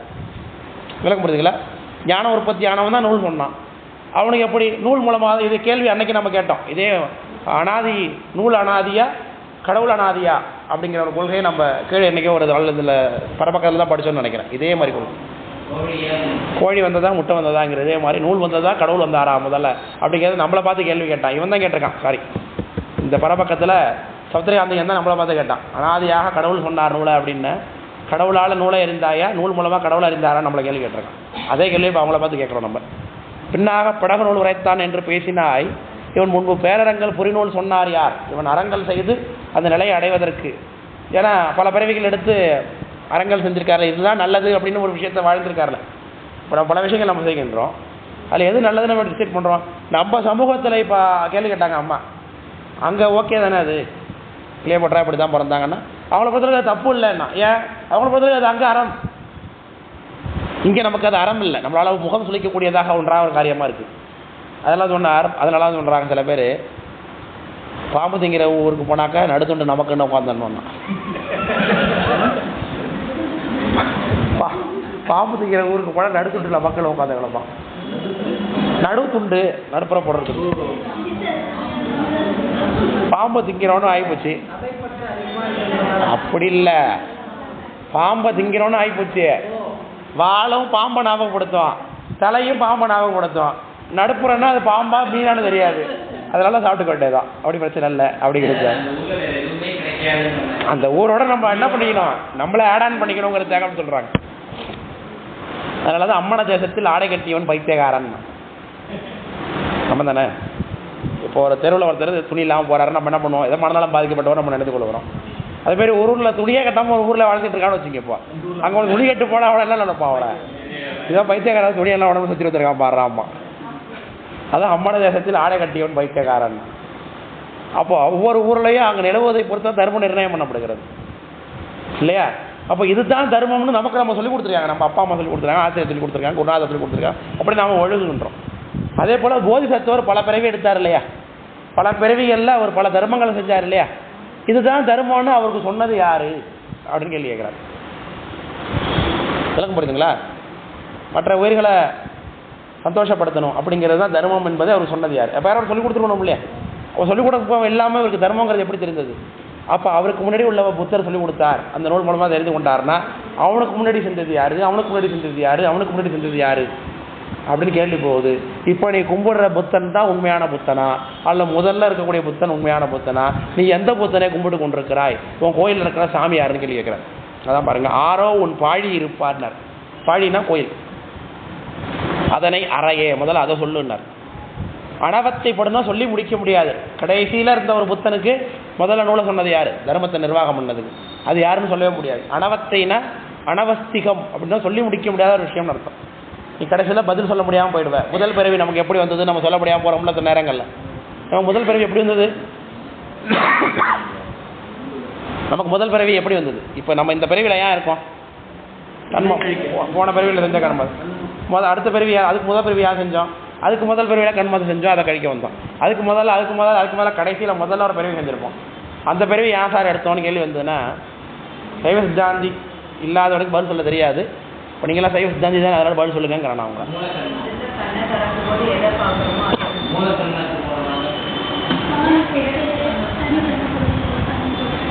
சாமி கொடுத்தோடனே சாமி கருணையினால பிறவி வந்துட்டா.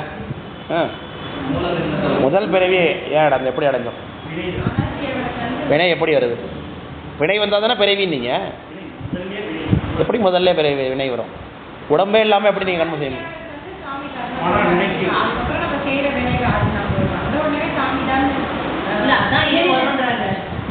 நீங்கள் அடையக்கூடிய முதல் பிறவிக்கு கர்மம் வேணுமா வேணாமா? கர்மம் இல்லாமல் பிறவி வராது.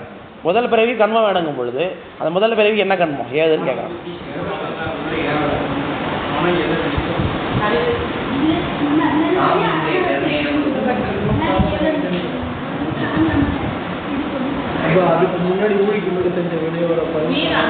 கேட்கறது முதல் பிறவி ஊழிக்கு முன்னாடி பல பேர் எடுத்துட்டீங்கன்னு அர்த்தம். இப்படி ஒரு சிம்பிளான கேள்விக்கு விட நீங்களாம் சொல்லுவீங்க.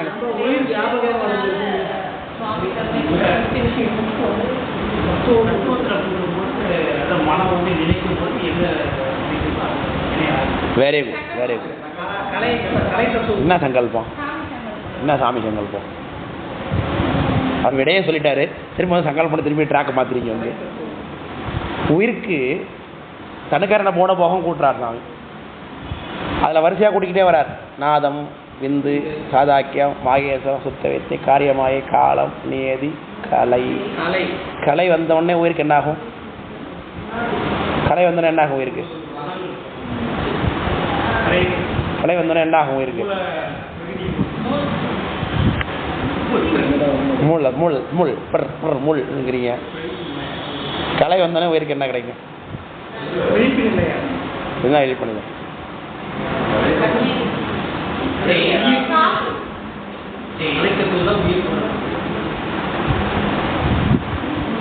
கலை கூட்டப்பட்ட உடனே உயிருக்கு என்ன வரும்?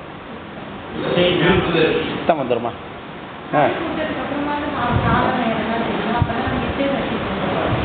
இச்சாசக்தி தூண்டப்படுமா? கலையினால இச்சாசக்தி தூண்டப்படுகிறது. கிட்டத்தட்ட வரீங்க. அவங்க ஐயாவும் கிட்டத்தட்ட வந்துட்டார். இச்சைனார். பிறகு கலை வந்தோடனே முதல்ல இச்சாசக்திங்கிறது அராக தத்துவம் தூட்டப்பட்டோன்னே தான் வரும். அறிவு, இச்சை, செயல். கலை கூட்டப்பட்டோடனே உயிருக்கு அறிவு என்கின்ற செயல்பாடு தூண்டப்படும். அப்புறம் கலை அறிவு, இச்சை, செயல்பாடு. கலை வந்தோடனே முதல்ல செயல்பாடு செய்யக்கூடிய அந்த பிரஜை வரும். அடுத்தது கலை, வித்தை. வித்தை வந்தோடனே உயிருக்கு ஞானசக்தி கிடைக்கும். அராகதத்துவம் கூட்டப்பட்ட உடனே உயிருக்கு இச்சாசக்தி கிடைக்கும். அப்போ உயிருக்கு இச்சைப்படக்கூடிய தன்மை இயல்பாகவே இருக்கு. டிஃபால்ட்டா உயிருக்கு இயல்பாகவே இருக்கு. ஆனால் தத்துவம் கூட்டப்பட வரைக்கும் அது எதில் இருக்கு? எப்படி இருக்கு? அது முடங்கி, வெரி குட், செயலற்று. எதனால? என்ன ஆணவத்தினால? ஆணவத்தினால தான். Right, very good. ஆணவம் கரெக்டாக நீங்கள் ஷூராக சொல்கிறீங்களான்னு கேட்டிருக்காங்க. ஆணவ மலத்தினாலே உயிரோடைய அறிவித்த செயல் முடங்கி இருக்கு. ஒன்ஸ் அந்த கலை, வித்தை, அராகம் இது 3 வந்தோடனே தன்னுடைய அந்த கட்டு அவிழுது, அந்த முடக்கம் உடனே விருப்பப்படுகிறது.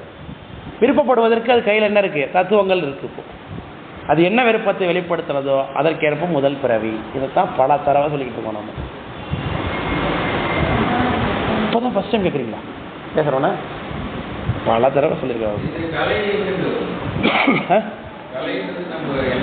தத்துவம் சாமி கொடுக்குறாரு மாயையிலிருந்து. அசுத்த மாயை, மத்த மாய தத்துவம், வித்யா தத்துவம்.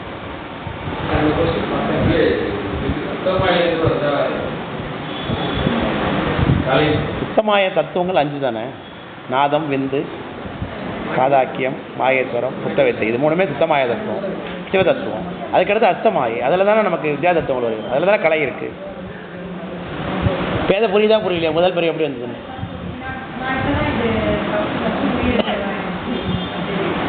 பல வகுப்புகளில் சொல்லியிருக்கோம். ஞானத்தின் கண்ணை மறைத்த கடிய தொழில் ஆணவத்தால் எண்ணும் செயல் மாண்ட எவ்வுயிருக்கும் காணாதார்கள் கொடுத்த கோலே போல அப்படின்னார். அதில் தான் முதல்ல மீட்டறிவு காட்டும் வினை போற்றின்னு முதல் பிறவிக்கு அந்த போற்றி பகரோடையில் நடத்திருக்கோம். அதை நம்ம அந்த மூலக்கண்மம் நம்ம கண்மம் செய்வதற்குரிய நிலைக்கெல்லாம் நிற்குவாங்க.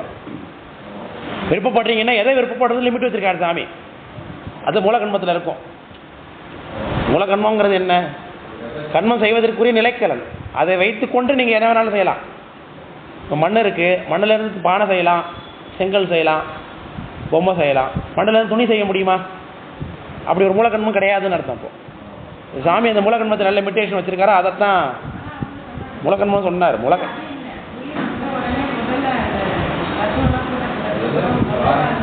அது பொதுவான ஆன்சர். நான் டீட்டெயிலாக கேட்டேன். தத்துவம் தான் கூட்டப்பட்டோடனே ஆமாம் தத்துவம் கூட்டப்பட்டே மிக அடையும் பிறவிக்கு ஆமாம் ரைட், தான் இல்லைன்னு சொல்லலையா. அந்த கலை, வித்தை, அராகம்ங்கிற அந்த 3 தத்துவம் தான் உயிருக்கு விழிப்பை கொடுக்குது. முக்கியமாக கலை தத்துவம் அதுதான் முதல்ல தன்னுடைய செயல். அதனால தான் உயிருக்கு கலர்னே பேர். பிரளயா கலர், விஞ்ஞான கலர், ச கலர் அப்படின்னு அதனால தான் பேரே உயிருக்கு கலர். இது ஒரு கேள்வியில் கூட நான் எப்படி இதில் கேட்டிருந்தேன்னு நினைக்கிறேன்.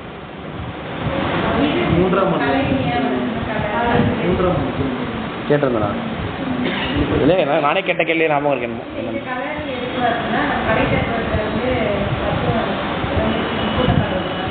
அப்புறம் அப்படி இதை சொல்லாமல் எப்படி இருந்துருமா? அப்புறம் சொல்லி மறந்துட்டீங்க. இந்த கருத்து தெரியுதுன்னா அந்த கருத்து தெரிஞ்சிருக்கும் நிச்சயமா. கலை தத்துவம் கூட்டப்பட்டதுனால தான் உயிருக்கு பிரக்ஞை வருது, அதனால கலர்னு பேர்னு சொல்லியிருந்தா நிச்சயமாக இந்த கருத்தையும் இப்போ சொல்லியிருப்பேன். அப்போ தான் முதல் பிறவி அமையுது, உயிருடைய முதல் விருப்பம். இப்போ எதுக்கு இங்கே போனோம்? நமக்கு அனவத்தை, அதாவது இந்த விஷயம் தெரியாதவங்க முதல் பிறவி எப்படி அமைஞ்சதுன்னு சொல்ல தெரியாத இருப்பாங்க.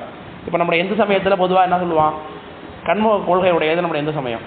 கண்ம கொள்கை உடையவங்களாக எந்த சமயத்தில் ஏன் கஷ்டப்படுறோம்? கண்மத்தினால கஷ்டப்படுறேன். கண்மா என்ன செஞ்சேன்? நான் ஒன்றும் செய்யலையே, போன ஜென்மத்தில் செஞ்சப்பான்னு. போன ஜென்மத்தில் நான் என்ன செஞ்சதுக்கு நான் இப்போ என்ன செய்ய முடியும்?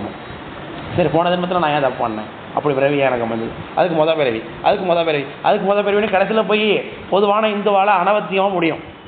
முதல் பிறவி ஏன் வந்ததுன்னு சொல்ல முடியாமல் போயிடும். ஆனால் நாமளும் அப்படி நிற்கக்கூடாது. நாம் என்ன சொல்லணும்? உயிருக்கு பிறவியை கொடுக்கணும்னு பர்பஸாக சாமி செய்கிறார். அதுக்கு உயிருக்கு அறிவித்த செயல்பாடு செய்யக்கூடிய தன்மை இயல்பாகவே இருக்குது. அது கட்டுப்பாட்டில் இருக்குது. எப்போ கலை, வித்தை, அராகம் கொடுக்கப்பட்டது உடனே அந்த கட்டுப்பாடு நீங்குகிறது. உடனே விருப்பப்பட ஆரம்பிச்சது. விருப்பம் என்பது உயிருக்கு இயல்பாகாது. அது விருப்பப்படுவதற்கு ஏதுவான சூழல் கண்மம், மூலக்கண்மம். விளக்க முடியுங்களா? இந்த மைக் இருக்குது. இந்த மைக்கை வச்சு நான் என்ன பண்ணலாம்? பேசலாம், பாடலாம், இதன் மூலமாக உங்களை மகிழ்விக்கலாம்.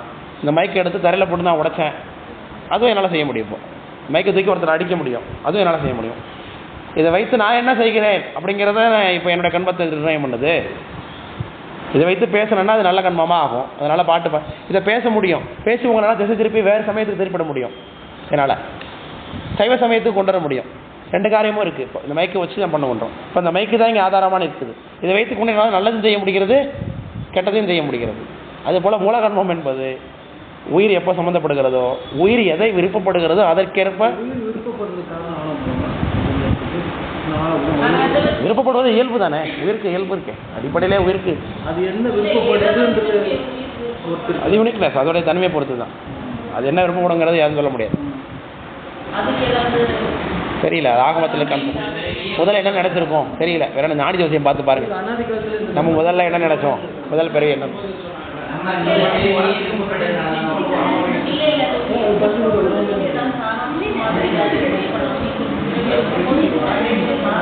தெரியலம்மா, அது எவ்வளோ நாளுக்கு முன்னாடி நடந்திருக்கும், எப்படி நமக்கு தெரியும்? அப்படி ஒன்றும் இல்லை, எனக்கு தெரிஞ்ச தகவல் இல்லை. முதல் பிறவி இதுதான் விருப்பப்பட்டிருக்கோம் அப்படிங்கிறதுக்கு ஏதாவது ஆதாரம்னா ஒன்றும் தெரியல. விருப்பப்படும், அதன் மூலமாக பிறவி ஒரு இப்படி தான் சொல்லப்பட்டிருக்கு எனக்கு தெரிஞ்சு. கலை வந்ததுன்னா செயல்படக்கூடிய தன்மை வரும். அதுக்கப்புறம் வித்யா தத்துவம், அதுக்கு முதல் விருப்பத்துக்கு ஏற்ப பிரிவை கொடுப்பார். அந்த பிறவியில் நம்ம செய்யக்கூடிய கண்மத்தை வச்சு அடுத்து பெருக்கிக்கிட்டே இருப்போம். அதான் முதல் பிறவி காரணம், அதுதான். ஆமாம் ஆமாம், உயிருக்கு தான் எல்லாவற்றையும் உள்வாங்கக்கூடிய தன்மை இல்லையா? உயிருக்கு இயல்பு அப்படி தானே இருக்கு. சாமி அறிவித்தாலும் முழுசாக அறியாதே, உயிர் இடைவிட்டு தானே அறியும். உயிர் சாமி கொடுக்க ரெடியாக இருக்கார், பேராசை வாரியனை பாடுதுங்கான அம்மானைன்னு. ஆனால் உயிரானது கொஞ்சம் கொஞ்சமாக தான் தெரிஞ்சுக்கணும். எங்கே ஓடும்? ஆமாம், தெரியல. சாமிகிட்ட பார்த்தீங்கன்னா சொல்லுங்கள், நீங்கள் இந்த பிறவி கொடுக்குற இந்த விஷயத்துல மாற்றி வேறு ஏதாவது கொடுக்க சாமின்னு கேளுங்க. ஆமாம், நம்ம என்ன விரும்புகின்றோமோ அது அடுத்த பிறவி. இப்போ நம்ம என்ன நினைக்கிறோமோ அது அடுத்த பிறவிக்கு ஏற்ப நமக்கு மாறிடும். அதனால இப்போ எதையும் நாம் இப்போ எதில் ஆசைப்படுகிறோமோ அதுக்கு ஏற்ப அடுத்த பிறவி வரும். ஆமாம், ஆசைங்கிறது வினையை பொறுத்தானே. நம்ம விருப்பப்படுறது வினையில் வராதா? அப்போ பிறவி வராது வச்சுக்க வேண்டியதான். அதான் நம்ம என்ன விரும்புகிறோமோ அதுக்கு ஏற்ற. வேணான்னு நீங்கள் நினைக்கிறீங்கன்னா கர்மம் செய்யாமல் இருக்கீங்களா? கர்மம் செஞ்சுருக்கணும்.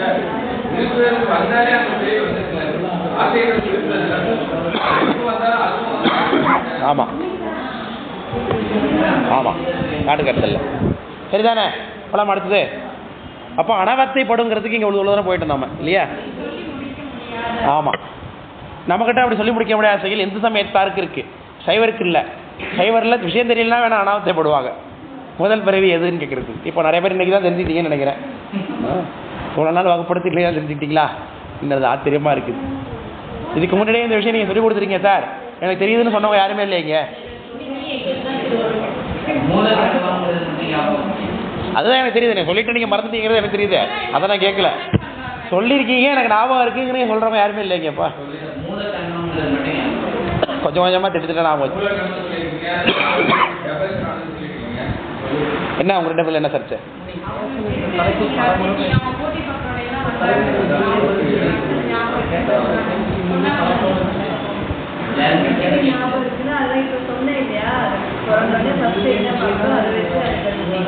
அதான் சொன்னேன்.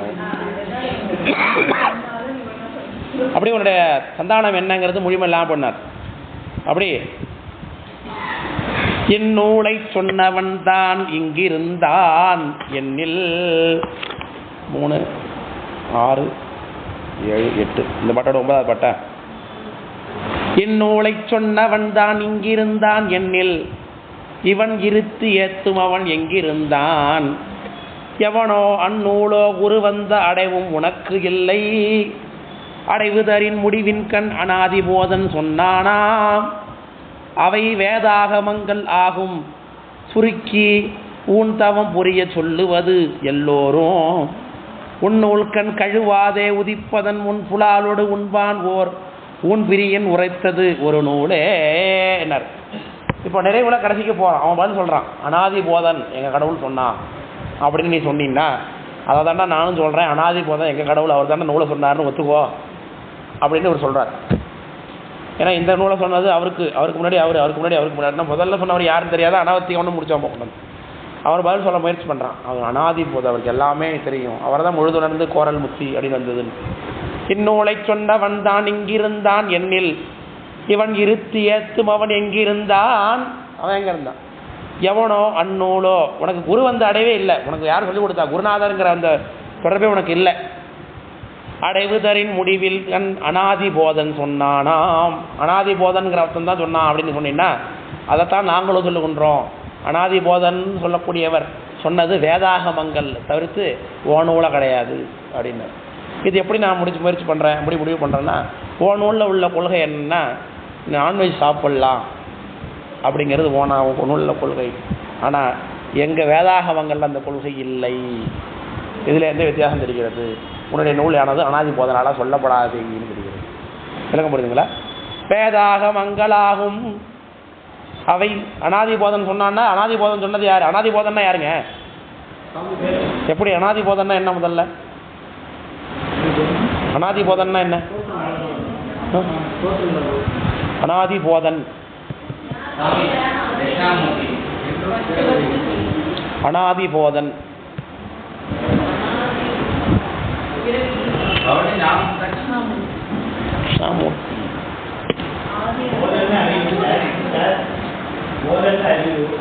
Right, very good.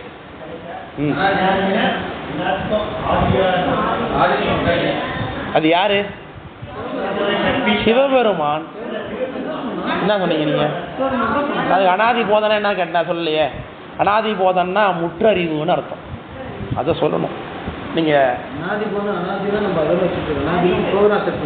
நான் அனாதி போதனா என்னன்னு கேட்டேன். நீங்க சிவபெருமான் சொன்னதுக்கு பிறகு அனாதி போதனா அதான் ஐயா விளக்கம் சொன்னார். இப்போ அனாதி அப்படி இப்போதான் ஐயா ஏற்றி உட்காராரு. நம்ம சொன்ன பதில் ஏதோ கிளிக் ஆகிட்டு போல் இருக்கு. அடுத்து ஐயா ஏற்றிலாவது உட்கார.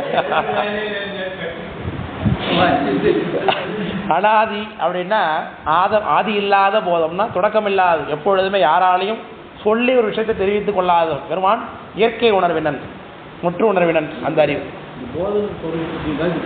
ஆமாம், அனாதி போதன் அது சிவபெருமான். சொல்லுங்கல்ல. அனாதி போதன்னா என்ன சொல்லுகின்றான்? இவருக்கு முதல்ல நூலை கொடுத்த அந்த புத்தனுக்கு அனாதி போதன்னு பேர் வச்சாங்க. அனாதி போதன்னா சிவபெருமான் எங்க சாமி. அவர் சொன்ன நூல் 2 தான், ஒன்று வேதம், இன்னொன்று ஆகமம். இது இல்லை. அது எப்படி சொல்லுகின்ற கேளுங்கிறான். எங்க வேதாகமங்கள் என்ன சொல்லப்பட்டிருக்கு?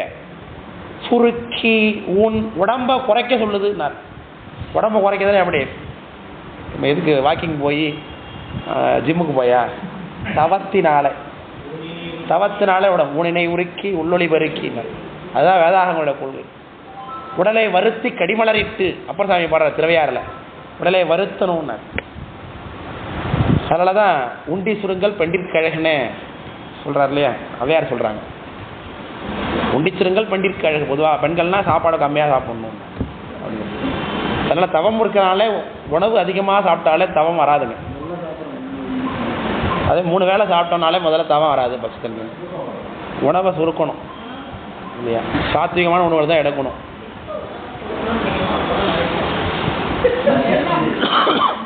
அப்படி சுருக்கி ஊன் தவம் புரிய சொல்லுவது வேதாகமங்கள்.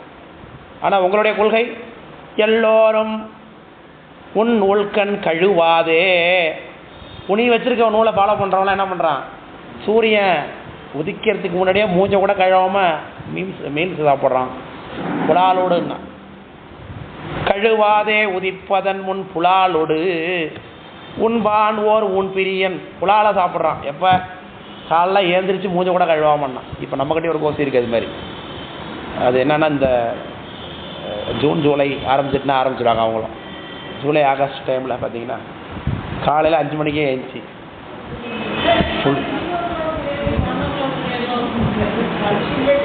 இல்லை நம்மக்கிட்ட தவம்னு சொல்லக்கூடிய ஒரு குரூப் இது மாதிரி இருக்காங்கிற. காலையில் 5 மணிக்கு 4 மணிக்கெல்லாம் எழுந்திரிக்க வேண்டியது. நான் அதை சொல்லலை, நீங்கள் சொல்கிறீங்க. ஃபுல் கட்ட வேண்டியது உட்காந்து இல்லையா? பிரியாணி என்னென்ன பிரியாணி எத்தனை வகை இருக்கோ அத்தனையும் சாப்பிட்றது, ஃபுல்லாக சாப்பிட வேண்டியது. சாப்பிட்டு 5 மணிலேருந்து விரதம் இருக்க வேண்டியது.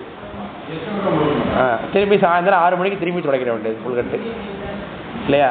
ஆனால் நம்மளுடைய உபவாசம்னு அப்படி சொல்லப்படவில்லை. நீங்கள் என்றைக்கு உபவாசம் இருக்கிறீங்கன்னா அதுக்கு முதல் நாள் இரவு உணவை நீங்கள் தவிர்க்க வேண்டும். முதல் நாள் இரவு உணவை நீங்கள் தவிர்க்கணும். மறுநாள் முழுக்க நீங்கள் உபவாசம் இருக்கணும். மறுநாள் காலையில் தான் நீங்கள் பாராயணம் பண்ண வேணும் அப்படின்னு சொல்லப்படும். இப்படி தான். ஆமாம், தீபாவளி அன்றைக்கி ஈவினிங்கே பலகாரம் திங்கிறத நிறுத்திடணும். முறுக்கு பலகாரம் திங்கிறதெல்லாம் சஷ்டி ஆரம்பிச்சிங்கன்னா சொல்கிறேன். ஏன்னா தீபாவளிக்கு மறுநாள் ஆரம்பிச்சிடும். முதல் நாளே நம்ம காலையில் 5 மணி வரைக்கும் கட்டிட்டு அதுக்கப்புறம் சூரியன் உதயத்திலேருந்து நம்ம விரதம் கேட்குறது விரதமா? அவங்க நூலுக்கு அவங்க சொல்லப்பட்டிருக்கு.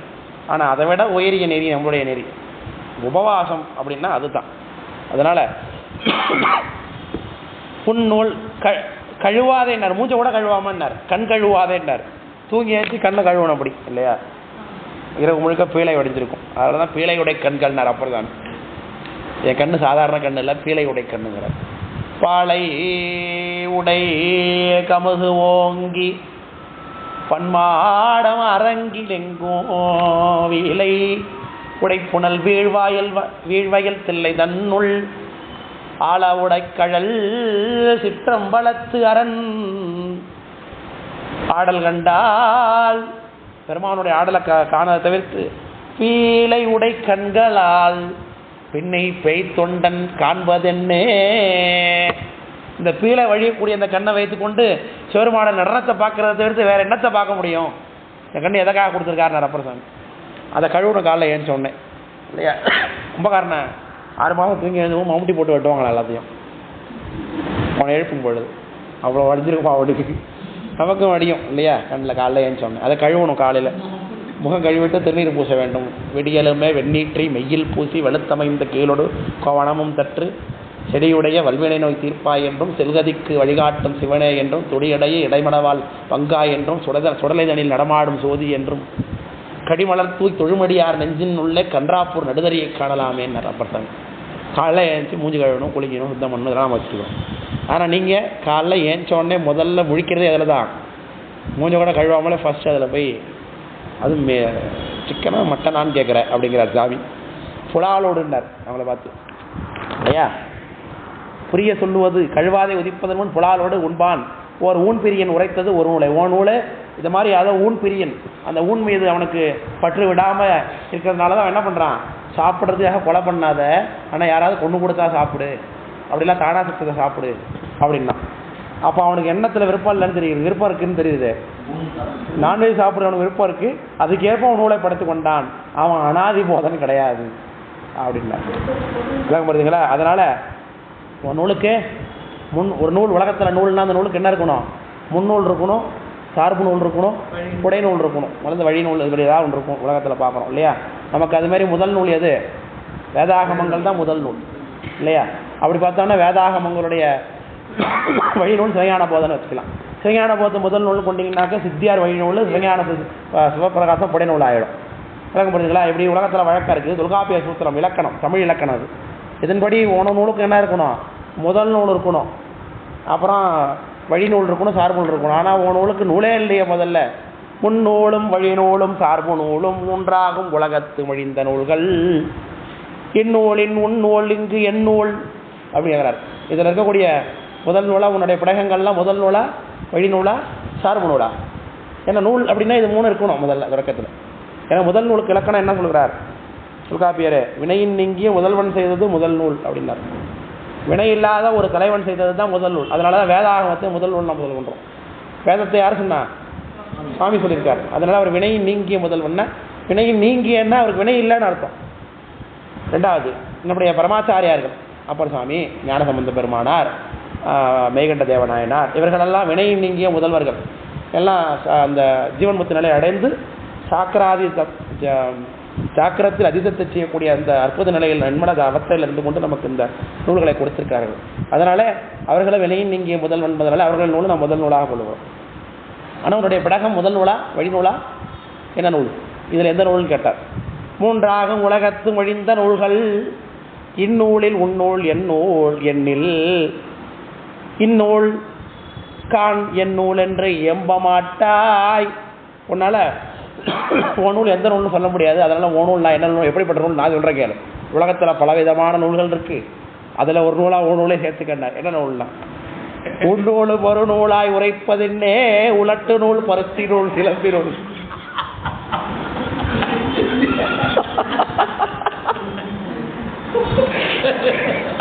அதனால ஒரு நூல்னு சொல்லலாம். எப்படி சொல்லிக்கலாம்? அதில் உள்ளூலும் ஒரு நூலாய் உரைப்பதென்னே உலட்டு நூல் பருத்தி நூல் சிலம்பி நூல்கள் அந்நூலும் அல்லாதே பொய் நூல் கொண்டிங்கு அற நோற்று திரிந்தவாறு அழகிதாமே.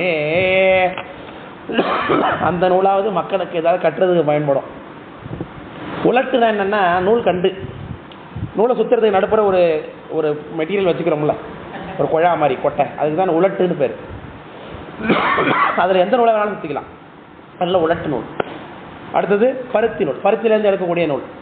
அடுத்தது சிலம்பி நூல், சிலம்பி வாயிலேருந்து நூல் விடுது, சிலம்பினா சிலம்பி. இந்த நூலில் ஏதாவது ஒரு நூலை சொல்லலாமா?